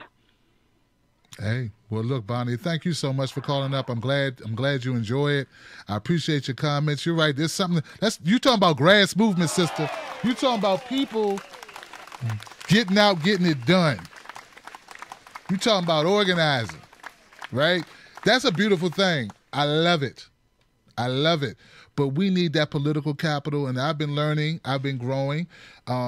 As I listen to people who know more, and as I read books, I got a couple books over there that are fantastic. I'm gonna grab them a little later and make some recommendations. But yeah, guys, like I get it, right? So we can't wait, and I'm not waiting, and you shouldn't wait for the government to do anything. But what I'm saying is one of the powers that we need to build is political power. That's how you get stuff done on a big scale. Of course, we can work together to galvanize people. People put money into things they care about. That's what we do. But I thank you so much, Bonnie, for that, and I agree with you. Grassroots organizing and building on your community that way, definitely. And there are a lot of great organizations who get no shine whatsoever, Bonnie, who are doing exactly what you're talking about, and you think they don't exist. That's because no one writes about them, because they only write about an organization if it's doing what? If it's burning something down, or if it's throwing a rock, or somebody getting locked up. In fact, a lot of my friends who are activists for great causes, they know that the only way they're going to get any ink is get locked up, to do something that's civil disobedience in order to get some type of attention to their issue. And I'm not even talking about anything police related. I mean, just like, just a basic protest on a bill. Like, this is what it's come to, because it's not exciting and titillating enough for our mainstream corporate media to cover them unless they do something like that. So there are a lot of great people, Bonnie. That's my only point. And you'd be surprised how many people are doing exactly what you're saying, and they would agree with you 1,000% if that was even possible. Next call. 513? Yes. 513, you're live. How you doing? Hey, Sam. Hey. Hey, Sam, this is Mike from Cincinnati. Hey, Mike, talk to me, my brother. Well, I want to cover a few issues. First issue I want to piggyback is off of the Colin Kaepernick issue. So did you hear about the Miami Dolphins possibly wanting to sign him? What'd you say? They had a quarter. The Miami Dolphins possibly was talking about maybe wanting to bring him down to maybe wanting to sign him. Oh, okay. That was after the Ravens? Yes. Yeah, okay. Yes, No, yes, I was I was reading when I put my video out, I saw that there was some movement with Miami. What's going on, bro? Apparently I guess it's just the same thing as like the Ravens, and which is so weird to me because to me it's starting to sound like that these teams kind of put it out to the press as, oh well, we need another quarterback and we might bring him down, and then when they do bring him down, you don't hear nothing else about it. I think they're just trying to get the heat off of them because more people are starting to pay attention to the fact that he hasn't been signed to a team, even though he's, better than a lot of these quarterbacks who are starters today. So, I mean, that's just my opinion. I just think that, I don't think it's fair how they treat me. And, from that caller who was saying about racism in other countries and it's not as bad as it is in America, I think it's a thing that Skip Bayless said today in this past week on Fox FS1 on Undisputed.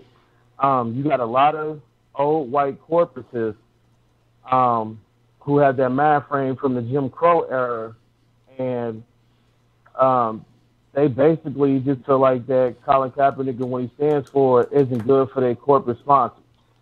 Right. And I think that's basically what it is. And I think, in my opinion, I don't think he'll probably ever be signed again for a while. And it's sad. It's just sad. But it's just a systematic thing, in my opinion, with all the racism that's going on in the world. Did you hear about the ADL website, the controversy that was surrounding that last month? ADL? Anti-Defamation League.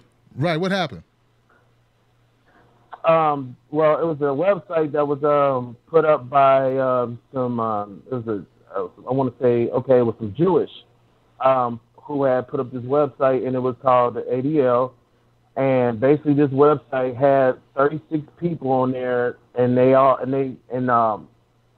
website labeled every last one of these people either a white supremacist or a person that is an anti-Semite. And Wow. after they put out this website and it was on Twitter, it blew up on Twitter. A couple people, and one of them, I can't remember his name, Mike Cernovich, I think that's his name. Right. Yeah. He instantly made a video right after the website was put up and the list was brought out, and he was in fear for his life because he felt like his family was and him was in danger because they feel like that this is a hit list towards all these people who are saying that are racist and white supremacists. This went on all last month. A couple YouTubers was also on there. Baked Alaska being one of them, and it just really goes to shows because after that he also made a video and he was saying a lot of hateful things about blacks and also about how this country belongs to us, and there was just a lot of things that he said that really scared me because I feel like that the belief of the white nationalists is like really scary towards the minorities and the people of color in this country and all over the world. But I really do appreciate everything you do, Tim Black, and I've been listening to you and I've been watching all your YouTube videos since last year during the Hillary Clinton election with Donald Trump. And that's another thing too. Hillary Clinton. So I heard they were supposed to be doing some new email probe. Is that true? There is a push for that in the House Judiciary Committee where they want to investigate it again. Now I don't know if that's going to actually happen, but they are pushing for that. Oh wow. So basically, what they're going to try to do is they're going to review these emails again. So I mean, if they haven't got it the first time or the second time, do you really think they're going to get it this time? You know what? I tell you, man, I think sometimes it depends on who looks at it. Because James Comey did say she broke the law, but she just didn't know what she was doing. She didn't intend to break the law. So, like, if that was you or I, they wouldn't ask if you and I intended to. Did you intend on running over that man? No, I didn't intend on it. Well, you did, so you're guilty. You know, so like she got a pass, bro. I don't think a Republican. Yeah, she got a couple of passes. Yeah, she got to get got out of a couple of passes. I don't know how she's doing it. I mean, she must got a. Oh. I want her lawyer's number. I need that. No doubt. I need her lawyer because she's definitely getting these passes in, and I just don't get it. I don't understand. And then, not to mention, just the Democrats. It's sad. Look, and Cory Booker. That's another thing too. I think he is such. And I don't want to curse or anything, but he's full of you know what with this bill, with this legislate about this weed bill he's trying to get passed. In my opinion, I think he's trying to do that because ain't he up for re-election real soon? All of them are, but yes. Like next year during the midterm? Yeah, exactly. So I think he's doing this because he's trying to steer away from the fact that he's been taking bribes from Big Pharma for so long, and then all of a sudden he stopped taking bribes from Big Pharma. Now all of a sudden that you ain't taking these bribes no more. Now you're trying to take all the attention away from that because people already know what you've done. And now you're trying to be a crusade for marijuana. Mm-hmm. All of a sudden, I think he's just doing that because he knows he's coming up for re-election, and he's just trying to take all the attention away from the fact that he was taking bribes from Big Pharma and trying to get people on his side to vote for him again. Because, I mean, come on now. In the Trump administration, with Jeff Sessions, you know that bill is not going to pass. And I'm sorry, I want it to pass. And I smoke weed. I mean, I want it to pass so badly, but I know it's not going to pass now that the Trump administration it ain't. Wow, man. Look, man, I appreciate your phone call, man. Thank you so much, bro. Thank you for watching, too. Thank you so much. Peace and love from Cincinnati, man. I appreciate it. Thank you, Dick. Thank you, Tim Black. Hey, have a good one. You too, brother. Give it up for that call, man. And, you know, see, that's the reason why my caller is reluctant to believe that Cory Booker is serious. And that's the reason why I extended an invitation for Cory Booker to come on my show and convince my callers and let people know that he is serious. So why don't you come on the show, Cory Booker? Come back to Jamaica and talk to these people. I can't defend it because I don't know. So I need you. All right. Thank you for being patient, guys. I'm going to the next call. 631. You're live. Who's this? Hello. This is Mike from Long Island. Thanks for taking my call, Tim. You got it, Mike. Talk to me, man. What's up? Well, I almost feel bad about talking to you because you've been really dealing tonight. So I'll try to make this as quick as I can. But I was actually looking to get you to clarify something on one of your other videos today. Cool, man. What's up? Again, it's I think it's entitled. It was about immigration. And and again, I could be getting it totally wrong. So I just wanted to talk to you about it. Okay. At about like the 7:30 mark, you said something about immigration labor substitutes for American workers. And, I mean, again, it just appeared to me like, you were just trying to blame one disenfranchised labor class for, the plight of another, when it's really just, the same powerful elites just setting us up against one another. And I just wanted to see, maybe I got it wrong, and I just wanted to see if you could elaborate a little bit on that. Yeah, you really boiled that down. So you think that when I say that immigrants, our current policy, our current green card policy, me saying that I think that people who get green cards who come to this country, we need to deal with American unemployment. You think that is somehow what to those people? I don't get what you're saying, because that's my point. Oh no, I meant the new immigrants, Tim. Okay, yeah, I mean, honestly, if you talk to people that have actually been here, that have immigrated, like you said, but are undocumented, not illegal, undocumented. They want a path too, and they don't want amnesty for people that just show up. But no, but there is. Truth is, there is no path for a lot of immigrants other than marriage, and honestly, the way I see it, the problem is that you have white elites that want us to fight amongst ourselves, talking about you haven't suffered enough, I've suffered more than you, and the fact of the matter is, you have even today in Mississippi. You have, the Nissan wants to take away, yet another opportunity for organized labor. And let's be real, there's probably more black Americans working there than not, just because of the demographics involved. And that means nothing. People that are coming to this country, they take jobs that most Americans don't want. So that's why I wanted to talk to you about it. Again, I'm not an expert. Yeah, I just read a lot. And again, I just wanted to flesh this out with you. Okay. Thank you for your call, man. I will respond when we won't go back and forth. I'll just give you my response so that so it can be on the record. Sure. So it can be on the record. First of all, my video, I said 4 times, it's not regarding building of walls. It's not about illegal immigration or immigration reform in that capacity. I'm not talking about at all about people who are undocumented or whatever. I said that 3 times in the video. So that's totally not what I'm talking about. What I was talking about is green cards and HB1 visas. That's what I'm talking about. You cannot, I don't care what you read, I don't believe that you can say unequivocally that immigration has not hurt and created more unemployment in disenfranchised groups already present in this country. I didn't say illegal immigration. I'm talking about immigration. That's my concept. I backed it up with all of the employment problems within the black community. I also produced to you articles referenced in my video that I put on the screen where it showed there are class action lawsuits with many employment firms right now because the employment agencies are hiring Latinos and not hiring black folks. These are facts. I'm not making it up. I'm just telling you, and then I present my argument. For you to say that's not a problem,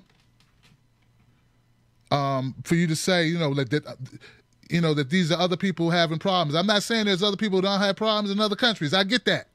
They don't live here though. And I'm saying, and I'm saying, when are we going to address problems in black communities where we have 40% unemployment, sometimes higher, where we have 17% of black kids just being disconnected, which is they don't work, they have no job, and they're not in college. They have no income whatsoever. What's the plan for that? There's never one that I see. We need a plan for these things. And I think bringing that up should not be a problem. So let's not just say it's white men white elites or whatever. No, let's break down the problem. It's not just white elites. It is, but it's not just that. It's also policies. Policies. Come on, guys. Do you really think, come on now, we woke, right? Do you really think that our immigration policy is to help people? You really think that? You really think that's why they do what they do? Do you really think that it has something to do with helping people? So you sound like when we bomb countries, we actually are trying to liberate people. And you know better than that, right? Come on, man. Come on. Black people are permanent underclass, have been a permanent underclass in this country since we got here. I'm sorry if I think that's an issue that needs to be addressed before we address issues of people outside this country. And I know there's people who feel that way. They don't feel connected to this community. I happen to feel connected to it. I happen to feel it's relevant. The issue came up. I spoke honestly about it. I did not follow the groupthink of, we need to help everybody. 40% of black kids live beneath the poverty line. If 40% of white kids lived beneath the poverty line, there'd be riots in the street right now. The only reason why there isn't riots in the street is because it's black people, and some people think they deserve it. So let's just keep it 100. Let's just keep it real. And a lot of people don't want to. We don't got to be politically correct. Not being politically correct or being politically incorrect does not mean hate speech. But what I'm saying is just true. I feel it's true. I looked at it. I cited articles. If you disagree with the articles, and once again, this is not about building walls. I'm not for building walls, but I am not for open borders.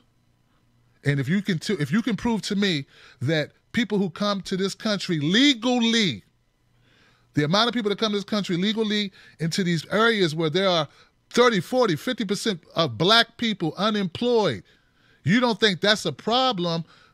Where are the jobs coming for these other people? Let's train these people here that are here to help build this country, that have been here for centuries, who were property in this country, who went through redlining and segregation and Jim Crow, mass incarceration, failed drug law, all of that. Let's help those people. Don't you care about those people too? I know you care about what we're doing overseas. We need to stop doing that overseas. Let's stop bombing Yemen. Let's stop bombing Afghanistan. Let's get out. But don't pretend. Let's not act like these people don't exist. Let's not act like these issues don't exist. They quietly happen day in and year in and decade out, and people ignore it.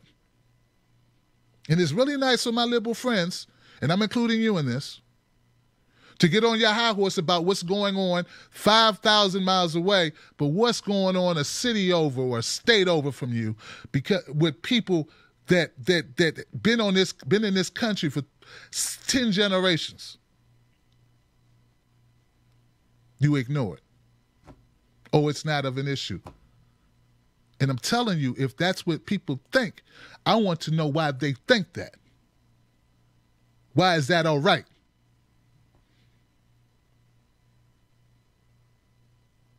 Those kids need jobs, sir.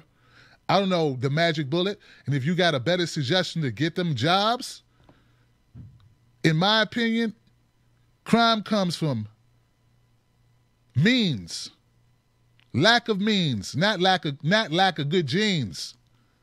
In most cases, in most. All right, I'm gonna go to the next call, man. All right.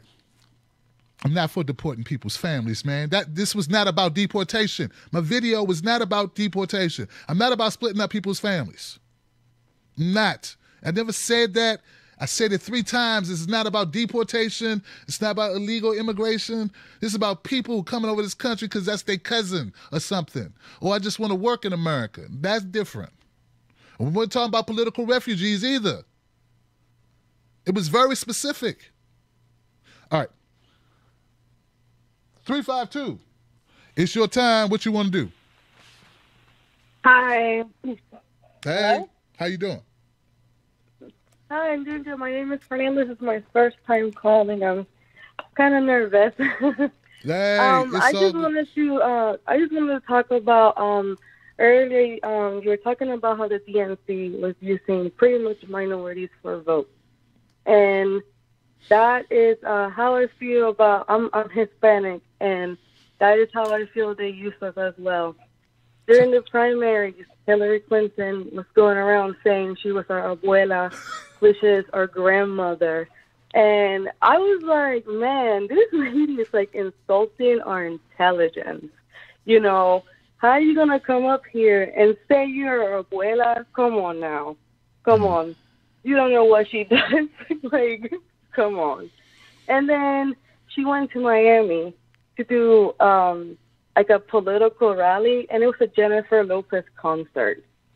I was like, man, you know, our community is facing real issues, real problems. You know, it's terrible what's going on in our community. You know, you were talking earlier about the job situation, and I wanted to shed some light on what's really going on. If you want to blame, you know, people quote unquote taking jobs, look no further than the NAFTA trading deal. That pretty much gave Mexico, you know, like a green light to cheap labor. You know, all these mega corporations, they seriously gather people from Mexico and say, hey, you want to work? We'll give you a contract to work in this farm for like 6 months, picking vegetables, and then we'll move you around from state to state, you know. And so all these corporations get tax credits for it. They get tax cuts, you know. They don't have to pay taxes. So it's good for them, you know, because they don't pay taxes for these people. And then, you know, they get big. It's a win-win situation for them. And then everybody loses because you get people demonized that really just want to work, you know, when it's not their fault. You know, they want to work, and then they're just trapped in the situation because Mexico's in a really bad political situation as well, you know, and everybody's suffering. And I think it's really unfair of this elite to just sit in a pedestal, and they're like, oh, we're your saviors, we're here for you, you know, look at us. We hang out with your kids. Look at us. We go and talk to your people, like Dolores Huertas in Nevada, how they were lying about how Bernie Sanders supporters were saying English only when she was speaking Spanish. Like, that was a lie. Come on. You don't have to use people like Dolores Huertas, who was a fighter for us, for your political favors and for votes. I just think that's low, and I think they use those for votes, and it's pathetic how people fell for it. You know, I'm not saying that Trump is a savior because he wants to build a wall, and that's just pathetic. There's already a wall, and it doesn't work, you know, and it's a waste of money. If you want to fix the immigration problems, really just work on like a program, you know, work on having people come over, maybe learn the language, you know, and work towards that, you know, so you can pay taxes and help the economy. That's what I'm trying to get at, you know, instead of wanting to kick people out. I hear you. And look, I thank you so much for calling up and talking about your from your perspective, you know, and what they do to you. Give it up for my caller, guys, because look what they do. Yeah, sure. It sounds so similar to what we go through. They went to they had a J-Lo concert / Hillary Clinton campaign party, right? They do that to us too. And when people talk about identity politics, that's what they mean. That's what they mean. It's cheap. it's what it uses people. It's manipulative. It's condescending as hell. You're a brailer. You know, these people have some audacity. I'm trying to tell you.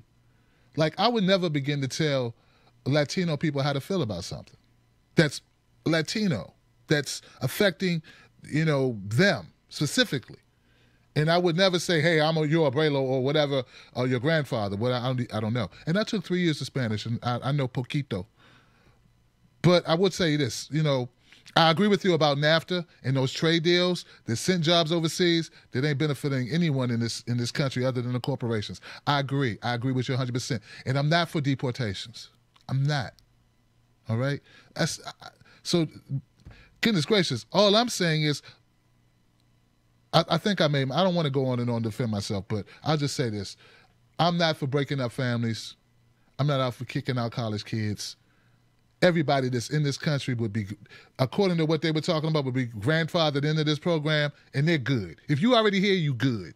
So it was never like that, but I just feel like something's got to be done. How I'm going to bring down the unemployment rates in these major cities where black people live? Well, how am I going to do it? Who going to help me do that? Does anybody care to help me do that? Is somebody going to help me do that? That's my end goal. If I could get there another way, I get there another way. I'm open to dialogue on that. Don't just tell me people what you don't like. Tell me how do we fix the problem of that 40% poverty rate. And don't just tell me work harder. Don't do that. Don't do that. They lock us up disproportionately compared to other groups for weed.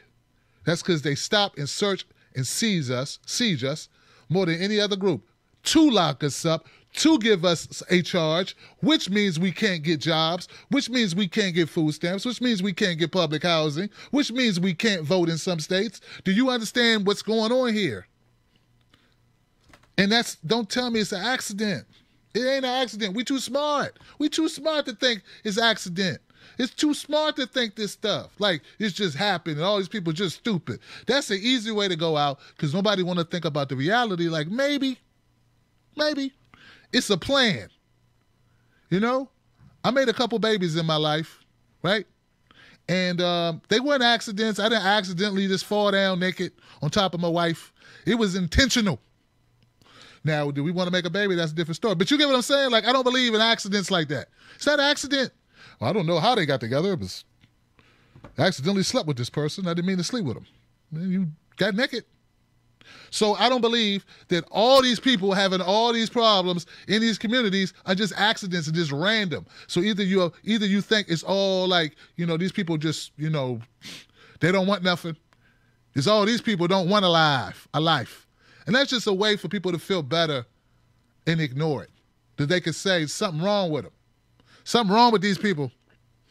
Because once you accept and you come to the point where you realize it's too common. Like, it's happening in too many places for it to just be like, it's just something wrong with them. That's a lot of people. But I thank you so much for putting another perspective on it. And you did it in a way that I could not do it because that's not my culture. It's not my background. I had my assumptions that you go through that, where they start carting out people that look like you in order to get your vote. And then when they get your vote, they cart the people back in and they go back and do something else. That happens all the time. All right, guys. Thank you so much. 201. That's funny. 201, you live on Freedom Friday. Talk to me. Yo. Tim Black? Yeah, what's up, man? Yo, what up, brother? This is Joey from New York. Joey in the house. Talk to me, Joey. What's on your mind, man? Yo, what up, man? I've been trying to call you for mad long, son. But yo, listen, man. There's a few things I wanted to talk to you about. I think this shorty from Japan was trying to harp. Oh wait, before her, dude who called from talking about D.L. Hughley and all that. Yeah, I forgot Angela Rye. Oh, it's another one. Oh, yeah. And shorty from Japan who was talking. I think she was trying to talk more about on spending money for your community, on your own community, like putting money into your own stuff, like your own banks. The black community, you know what I'm saying? I think that's what she was trying to allude to. You know what I mean? But both of y'all had your both points that were true. But I think that's what she was getting at. You know what I'm saying? But as far as this other shit about you also brought it up too, the Hillary Clinton the investigation about the emails. I think that they're gonna just squash that whole shit too again. They're gonna let her go again. You know what I'm saying? I feel you. But there's a lot of shit to talk about. I just want to take up too much of your time. I'm holding for mad long, so I just lost my train of thought. It's all good, Joey, man. A little nervous too. Hey, man, thank you for holding on, man. If that was her point, bruh, I wish she would have said that, because she's talking about how people told her she couldn't go to school and she went anyway. I don't know what that got to do with everybody. Like, there's people who can't go to school because they can't get enough loans. They can't afford to go. That happens to all people. Like, I didn't understand some of her points. I will give her, there were a couple things she said that resonated. But yeah, bro, I mean, yeah, no, I think that's what she's trying to allude to. Not like that, because y'all do kind of have power. Because think about it, they wouldn't be going. Hillary Clinton talk about she got hot sauce in her bag. You know what I'm saying? Like, in her purse or whatever. All that is just to get y'all vote. Yeah, if and like you said, it's about policy. Then you gotta get them to move towards y'all into what y'all want. You know what I'm saying? Absolutely, Joey. Absolutely. You know what I'm saying? Yeah, no doubt, man. No doubt. Give it up for Joey. I'm gonna try to call again. I'm gonna be more like get my train of thought correct on this time. You know, next time I call. Hey man, I'm just glad you called, fam. It's not a full house tonight, man. I got a couple people, but I really appreciate you, man. And just having another voice, like somebody with another voice besides mine, man. I talk enough, man. I put out videos and talk on this show. Like, yeah, I'm not saying that I don't know it all, man. I have my opinions. I do my research.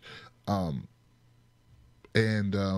yeah, everybody has a different opinion. And you know what? Even when you do research, some things you'll find other sources that tell you something a little bit different. So some things do require interpretation. But yeah, that manipulation with the hot sauce thing with Hillary, she do an equivalent with Latino people, is what my last caller was alluding to. You feel me? So it ain't just us. Did she put, maybe with them, she'll put jalapenos or something. I love jalapenos. I don't know. I don't know. I don't know what it is. Maybe she go to the Jewish community and be like, I love yatska, matzah balls. And so I don't know. But it's like these little tactics that play on people's culture or whatever. And heck, man, I thought everybody liked hot sauce. At least I thought they did. All right, let me go to the next call, man. But yeah, they use it on you. 504. Thank you for holding. Hello? Hey, how you doing? Hey, this is Les in New Orleans. Talk to me, Les. Thanks for calling. Yes, I've been a long-time listener. Thank you for what you do, man. It's so hard dealing with the false narrative of the regular news. The things that they try to get the people to get riled up about don't do anything to help anybody's situation. It's really terrible. I hear you, man. I don't know how we can fix it. I mean, I know that, we are independent thinkers and we got to do everything on our own, but how are we going to ever get the masses to come with us? Right. Good question. I know that more and more people are getting it because they're getting screwed more than they've ever been screwed, but it's hard every day just to figure out what's real and what isn't, what they tell us on the regular news. Absolutely. I feel you, man. I don't know. I don't think the solutions aren't that hard. It's just that they won't let us implement them. I agree. Like Chuck Schumer the other day. I don't know if you saw that. When he said him and his team, his master team, has been working on a new platform for the Democratic Party for months, and they haven't come up with anything yet. Is that insane? It's not that hard. I thought Nina Turner delivered a platform to these guys. What was it, like a week ago? Yeah. Yeah, that's what I thought. I thought they delivered a platform to them at the DNC headquarters. I know Taz sent me a clip of Nina doing that. I don't know, bro. Look, the Republicans had 7 years to come up with a better health care plan. They couldn't do it. So I don't know. Maybe we They got can't do it. I don't know what's going on, man. I mean, it's comical. It's laughable. I mean, like if you go to other countries around the world, we're like the laughing stock of the planet. And everyone here that believes the false narrative thinks that this is the greatest place on earth. You know, they're missing it so bad, I don't even know what to think about it. I hear you, brother. I do. Hey, look, man. Thank you for the phone call, man. And thank you. Only thing keeps me going, bro. I'm gonna tell you. Besides great people like you calling up, man, I'll tell you what's up. Only thing that keeps me going is I have this belief that if the more people that are aware, that change can come. I really, truly believe that. As exasperated as I get, as angry as I get, as frustrated as I get, all that stuff I get, right? I still believe that if we reach more people will listen and they will start to wake up to the BS. But it's hard getting through it, man. They call it cognitive dissonance. Where you believe a thing so long, now to disbelieve it is almost like painful. So you have to create other narratives to keep believing this thing.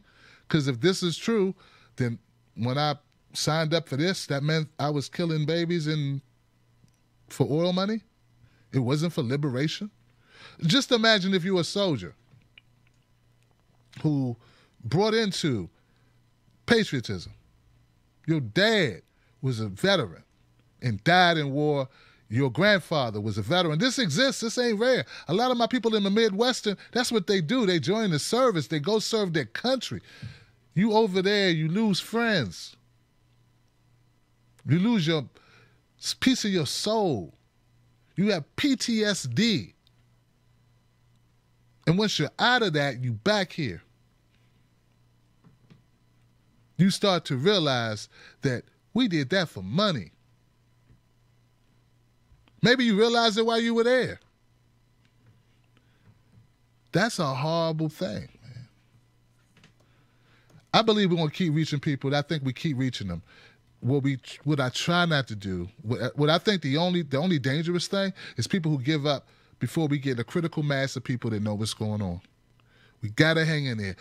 We can't keep losing people who want to just jump on CNN or jump on MSNBC and look out for themselves.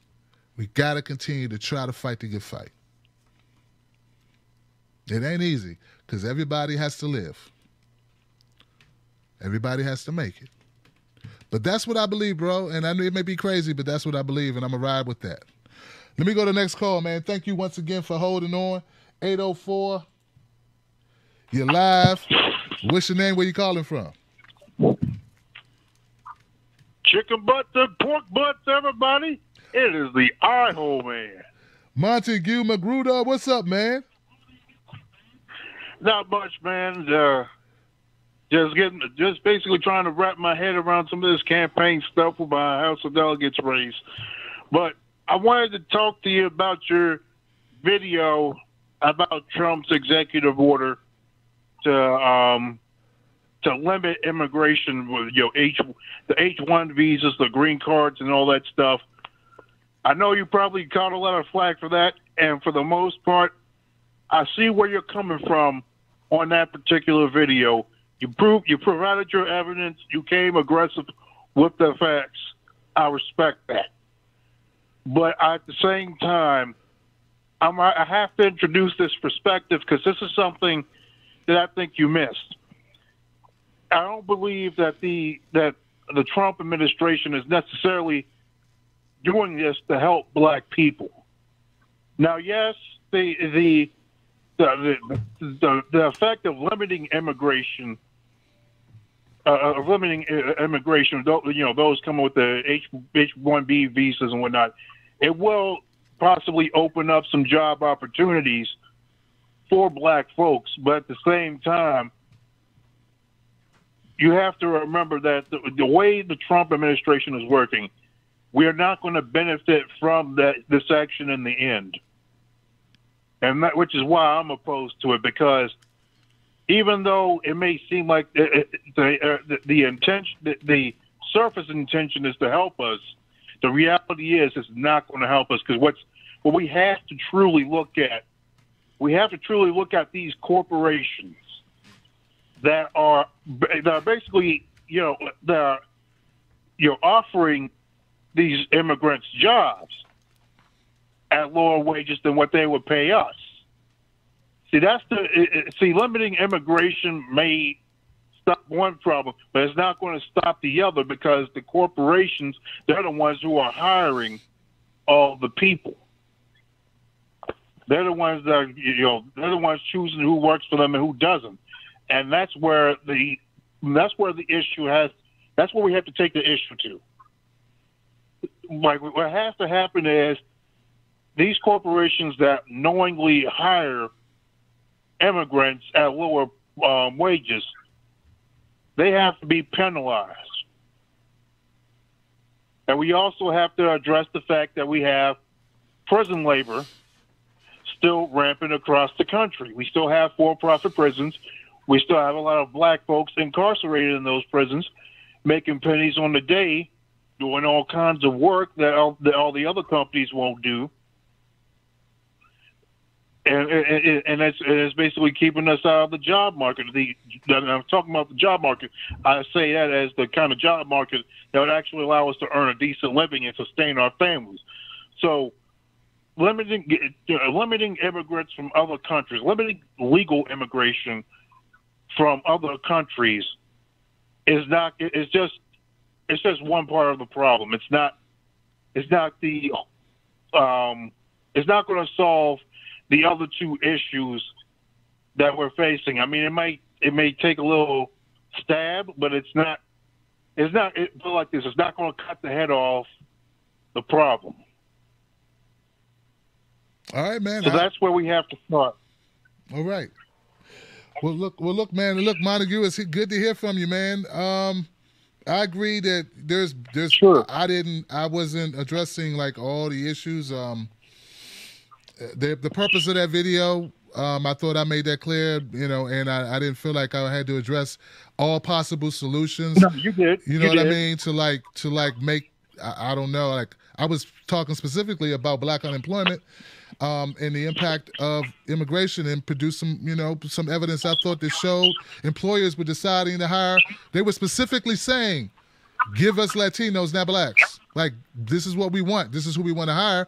And those agencies. You're absolutely right. And like I said, I don't dispute that at all. Yeah. You came with the evidence.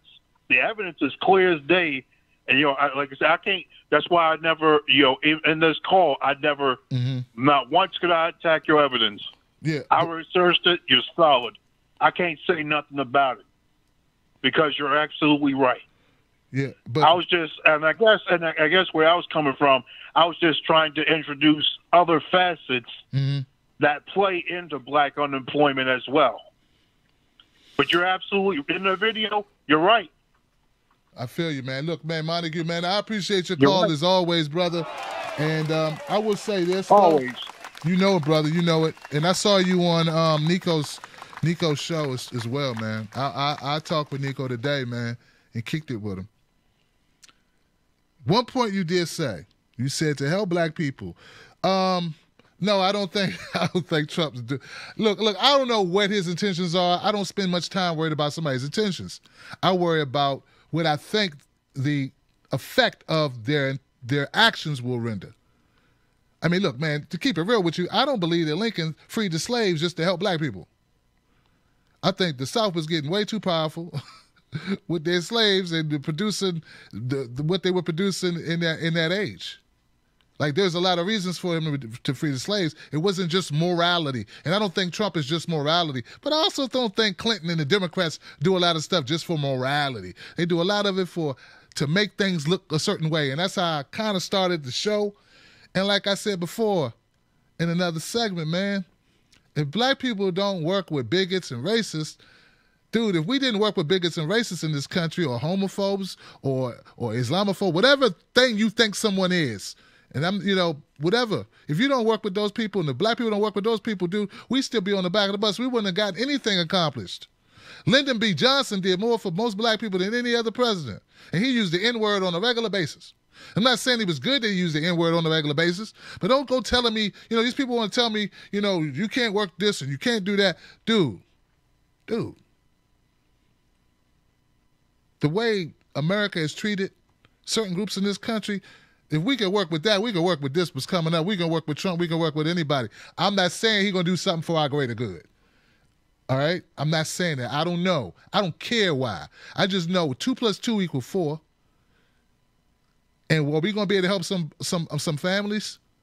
Are we going to be able to help some kids get some education? Are we going to be able to end this school to prison pipeline? There are people who don't even know that thing exists, Montague. But they could tell me everything about Yemen.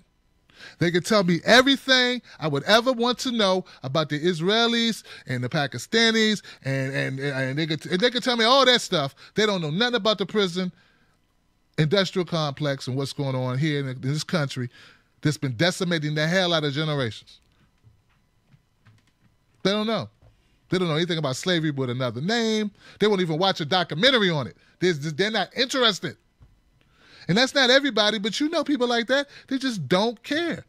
But they feel really good to talk about something happening somewhere else. So I just kind of brought it back, and I took some heat, man. But every once in a while, you gotta take some heat if you're gonna turn up the heat on an issue. Plus, that bill ain't gonna pass anyway. But I'm just saying.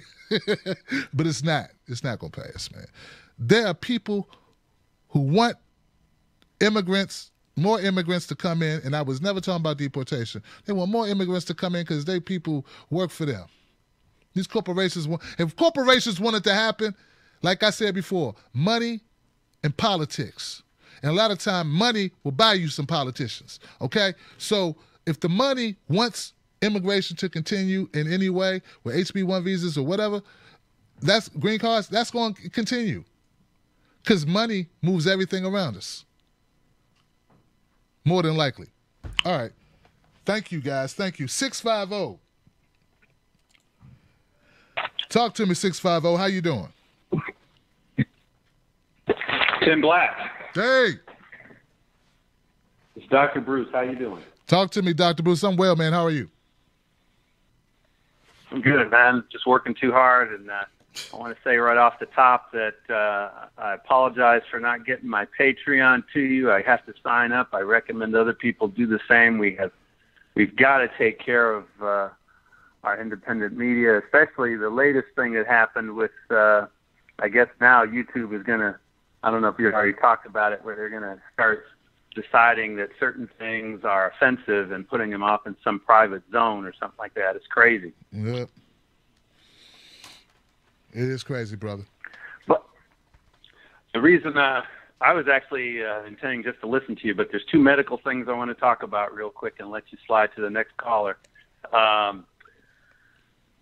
know that Peter White did not get a lot of discussion amongst all the other Peter Smith, I'm sorry, amongst all of the suicides that happened because he was a GOP suicide and he wasn't set to testify against the Clinton Foundation or anything like that. But he was in communication with what he thought were several Russian hackers, and he thought he was close enough to coming up with information towards those 33,000 emails that got deleted that he actually announced it to the newspaper. That was his mistake. But I want to mention that a couple things for the listeners to think about. Asphyxiation with a bag, suicide bag as they call it, is extremely, it's not the most chosen method of suicide. And when you go to the DSM and you look at medical journals, there's a certain type of person that does it. It's usually someone with a psychological disturbance, psychiatric disorder, or a substance abuse issue. And as far as we know, Mr. Smith didn't fit that category. Also, it's usually someone younger, and Mr. Smith was 80 years old, roughly. So something to think about. The other thing I wanted to mention real quick is something that I don't think you've talked about yet, but I could see you discussing it a little bit, is the Fukushima disaster that some people call the Fukushima accident. And the reason I bring that up is because most of us, including myself, I'm not a nuclear scientist, but I'm a physician and I care about people's health. And it turns out the radiation levels are actually going up since 2011, which is when the disaster occurred. It isn't an accident, because an accident is when you run into a tree. An accident is when a building falls down. This is an ongoing disaster.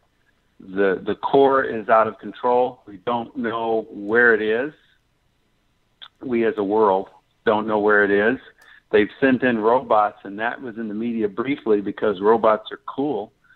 But the robots were getting fried by the radiation. They only are able to take a certain amount of radiation, and this amount of radiation that's being emitted only allows them to operate for about an hour or two. It's the most radiation that's been, released in any of these nuclear disasters we've had, whether you look at Chernobyl, whether you look at 3 Mile Island, any of them. This is the worst one. It's ongoing. And more radiation is being released. And if there's another earthquake, it could make it unstable, where it gets in contact with air, and it can blow up, and then it's airborne. And even if that doesn't happen, they're putting tons, multiple tons, 300 tons of radioactive waters being released daily. It's low level, they're saying now. But if there's another earthquake or something like that, the other tanks of high level radiated water will be released. Just something for readers to think about, listeners to think about. I think yet another thing that we should be outraged about. Wow. That doesn't get talked about. And I know you'll probably investigate it, and you might be talking about it. So anyway, just wanted to put it out there. Wow. Love what you do, man. Love what you do. And I got to put my money where my mouth is. And I'm off the road now, finally, so I will be able to do it. Brother, I appreciate you. And I also thank you so much, man, for calling up and dropping that logic and that expertise and giving us a different perspective, man. I really appreciate it. It really adds complexity to my show. And that's because of great callers like you, Dr. Bruce. Thank you, brother. I'm serious, man. My callers make especially Freedom Friday, obviously. That's why we open the phone lines to get callers in, man, because you guys really keep it moving. Even when we disagree, I think it leads to good discussion. It's not about agreeing all the time. I knew when I made that video, there would be people that didn't agree with me. I knew that, man. I know that. But look, if that's my goal, to be agreeable to anyone, then I'm a hack, right? If I feel a certain way about a topic, whether you agree with me or not, I have to be honest about the topic. One of my callers said something I thought was funny. He said he was talking about one of the football players, Ray Lewis. Ray Lewis can't tell the truth because he got that statue in front of Raven Stadium. He has to lie. He has to do what he has to do. And he could choose not to say anything. Like, a person doesn't have to go and shield. They don't have to spin a false narrative. There's a thing called a phone, and you could call it, pick it up, call in, and call in sick. People don't have to sell out the way they do sometimes. I don't want to hear it. Come on, guys. You can call in sick. You can have a sick dog. Somebody in the family got ill. You got to go out of town. I can't make it. I can't go there and talk to these people. I can't show up on this show and do that lying thing. You don't have to get on this show and then,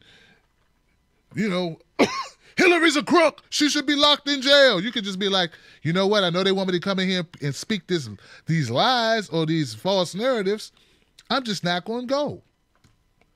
Something came up, and they'll get someone else, and there you go. No, you didn't stand up for something, which was the ultimate, but you did not contribute to the BS.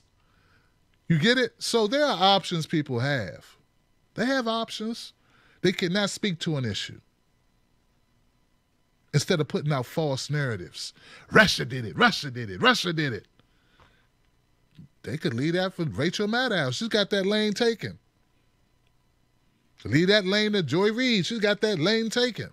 There you go, jumping in the lane. Nah, man. Some people are jumping in these lanes to speak falsehoods, and they ain't victims. Don't give them a pass, man. They don't deserve it. Some of these people.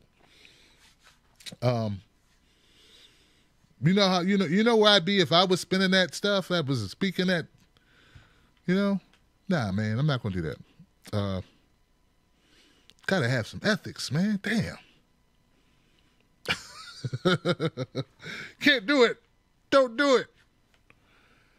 Well, look, guys, thank you so much for calling in. I just tell you this, guys. Look, information is power. We may not always agree, but we can always have a dialogue, have a conversation about it. And you have the same ability that I have, which is to make a video, to make a podcast, to write a blog, to speak your mind. I'm glad you choose this platform to call up to. I think more people need to call up. More people need to speak out because you gonna eat your cornbread. There's always someone waiting around to take your cornbread. And in our situation, I think who's taking our cornbread are neoliberals who just see dollar signs, man. They're not talking. They weren't telling the Latino community, I'm your Abreu. They weren't saying that because they loved you. They said that because they wanted your vote. They wanted your vote. Hillary Clinton was Obama extension and continue the legacy of Obama, who was the deportation king. And she was going to continue his work. But I'm your Abreu. So look, man, they're trying to take your cornbread. Right? And we can't let them. And if we let up on them, right, then we're failing them. We're failing ourselves. We're failing our kids. We're failing the world. We're failing all the people who need to hear from us, who don't know what we know. See, here's the thing. You and I know something. We may not agree with each other 100% on everything, but we know some things. We got people who don't know the stuff we know. Forget the little stuff we disagree on. Forget if you think green cards and H-1Bs, that'll help these people should be able to do. Okay, let's say you believe that, and you disagree when I say we need to focus on these people in these inner cities who are struggling, who can't find work. Say we disagree on that, okay? There's still other stuff we already agree on. We got people who don't know any of those things. They don't know about what's been going on with the media and the DNC. They don't know what's going on with these trade deals that sent the jobs overseas. They hear these words. They don't know what they mean. We're the ones going, Nobody take no cornbread from me. Nobody take no cornbread from me. That's what we're saying. Other people aren't saying it, not because they love their cornbread being taken. They don't even know they can control their cornbread. They don't realize they have political power. In large groups, we have political power. We don't have political power because we go buy air fresheners for our cars or we like shining our cars up. Hell, every group to spend money on stuff. Black people don't spend nowhere near the amount of money that white people spend on video games. But everybody points to black people buying hair products. There's all types of stuff you can point to for each group for stuff that they buy. That's not what power is. Power is in home equity. It's in ownership. Ownership of like land and resources. And guess what? They ain't making no more land, dog. You can't make more land. Thank you for using Blog Talk Radio. Goodbye. So, yeah. And when we focus on the stuff that don't matter, like, our little differences and stuff, I get it. It's not a good place to go. And I understand that. I understand how people feel about that. But some of this stuff is not little. Some stuff need to be addressed. Like when they put a black face on something to sell it to you, and it's really helping destroy your community, or it's really about sending jobs overseas, or it's really about supporting these candidates who are not coming up with policies for you. Or when we put a Latino face on something, or put a Jewish face on something, or an Asian face on something, just to give you the impression that it's there for you. And then when you peel back the onion, you see these layers are spoiled. That's when you say, maybe I ought to eat your cornbread. Well, maybe these people want to try to eat my cornbread. Maybe that's their whole plan. And yes, That's their plan, man. Their plan all along was to get all the cornbread they could possibly get. These people in power, they want to stay in power. It's up to you and I to use our political will, not our buying power, our investment in politics, our investment in our communities by mobilizing ourselves. First, we got to educate ourselves to spot the BS because people are not aware, man. Some people sit back and say, why y'all so hard on Hillary? Why y'all so hard on her? She mean well? Look at her with Trayvon's mother. That lady don't know that that's a tool being used against her. It's our job to make these people aware. The only way we're going to make them aware is if they trust us. The only way they'll trust us if they know that, if they feel that we understand their pain. And that's one thing good politicians try to do is they try to identify with your pain. But when you go in there talking about WikiLeaks, when you go in there talking about, DNC fraud lawsuits, off the bat, people are like, what are you talking about?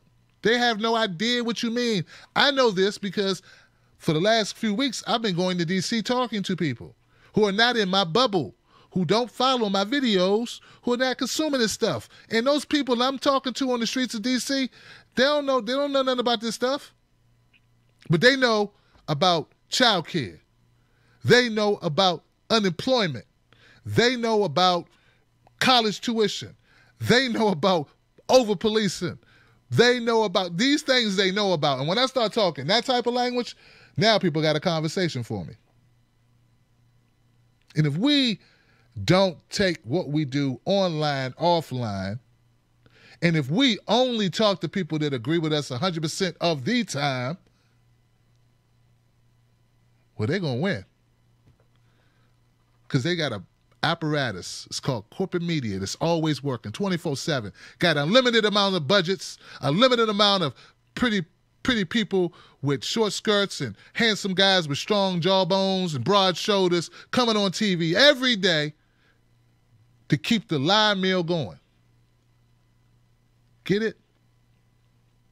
They're going to win unless we reach more people. So that's what keeps me going. That's what keeps me fighting. Is you, the combination of you believing in me and me believing that if only I could talk to enough people. And I feel like if I don't, regardless of what negative things people say about me, no matter what I got to go through, if I don't hang in there and reach more people and wake them up, well, it's going to be consequences and repercussions. Damn it, it's going to be consequences and repercussions. And I don't mean just for you or just for me. I mean just for our kids and just for our grandkids. I'm Tim Black. Thank you so much for tuning into this show. I'll see you again on Monday. Tuesday, I got my man J. Fod O'Donnell, my man from Redacted Tonight. And we're going to bring down the house on Tuesday. Of course, Monday, I have H.A. Goodman for No Sellouts. And we will do our best to bring you a great show. Look for more content to come out this weekend, especially some content from my last trip to D.C. It was a fun time. We enjoyed it. I think you're going to really like. I think we're making a transition to creating even better content. Please become a Patreon of my show. Go to Tim's Take Live, patreon.com, Tim's Take Live. You may see it on this video in the comment section below. Shout out to the people who inspired this show. Charlie Peach, Yvette Carnell, and Funky Academic. And my callers, whether we agreed or disagreed. I see y'all again. And until I see y'all, man, be safe this weekend. I don't want to hear about nobody getting in car accidents because you was drinking. Nothing there. You have a drink, you stay put. You get a drink, you stay put. I don't want to hear no bad stories, no sad stories about none of my people in the Wolf Pack. Shout out to my people in the Wolf Pack, Periscope, Facebook, and YouTube, and also my moderators, Amen Oz, Momo Pineno. Much love to you. I appreciate you. That's it. That's all. I'm done. Don't let nobody take your cornbread. Tim Black. Tim Black. Tim Black. Yes, I am. Truth. funny. Tim Black. I am TimBlack.com. Tim Black.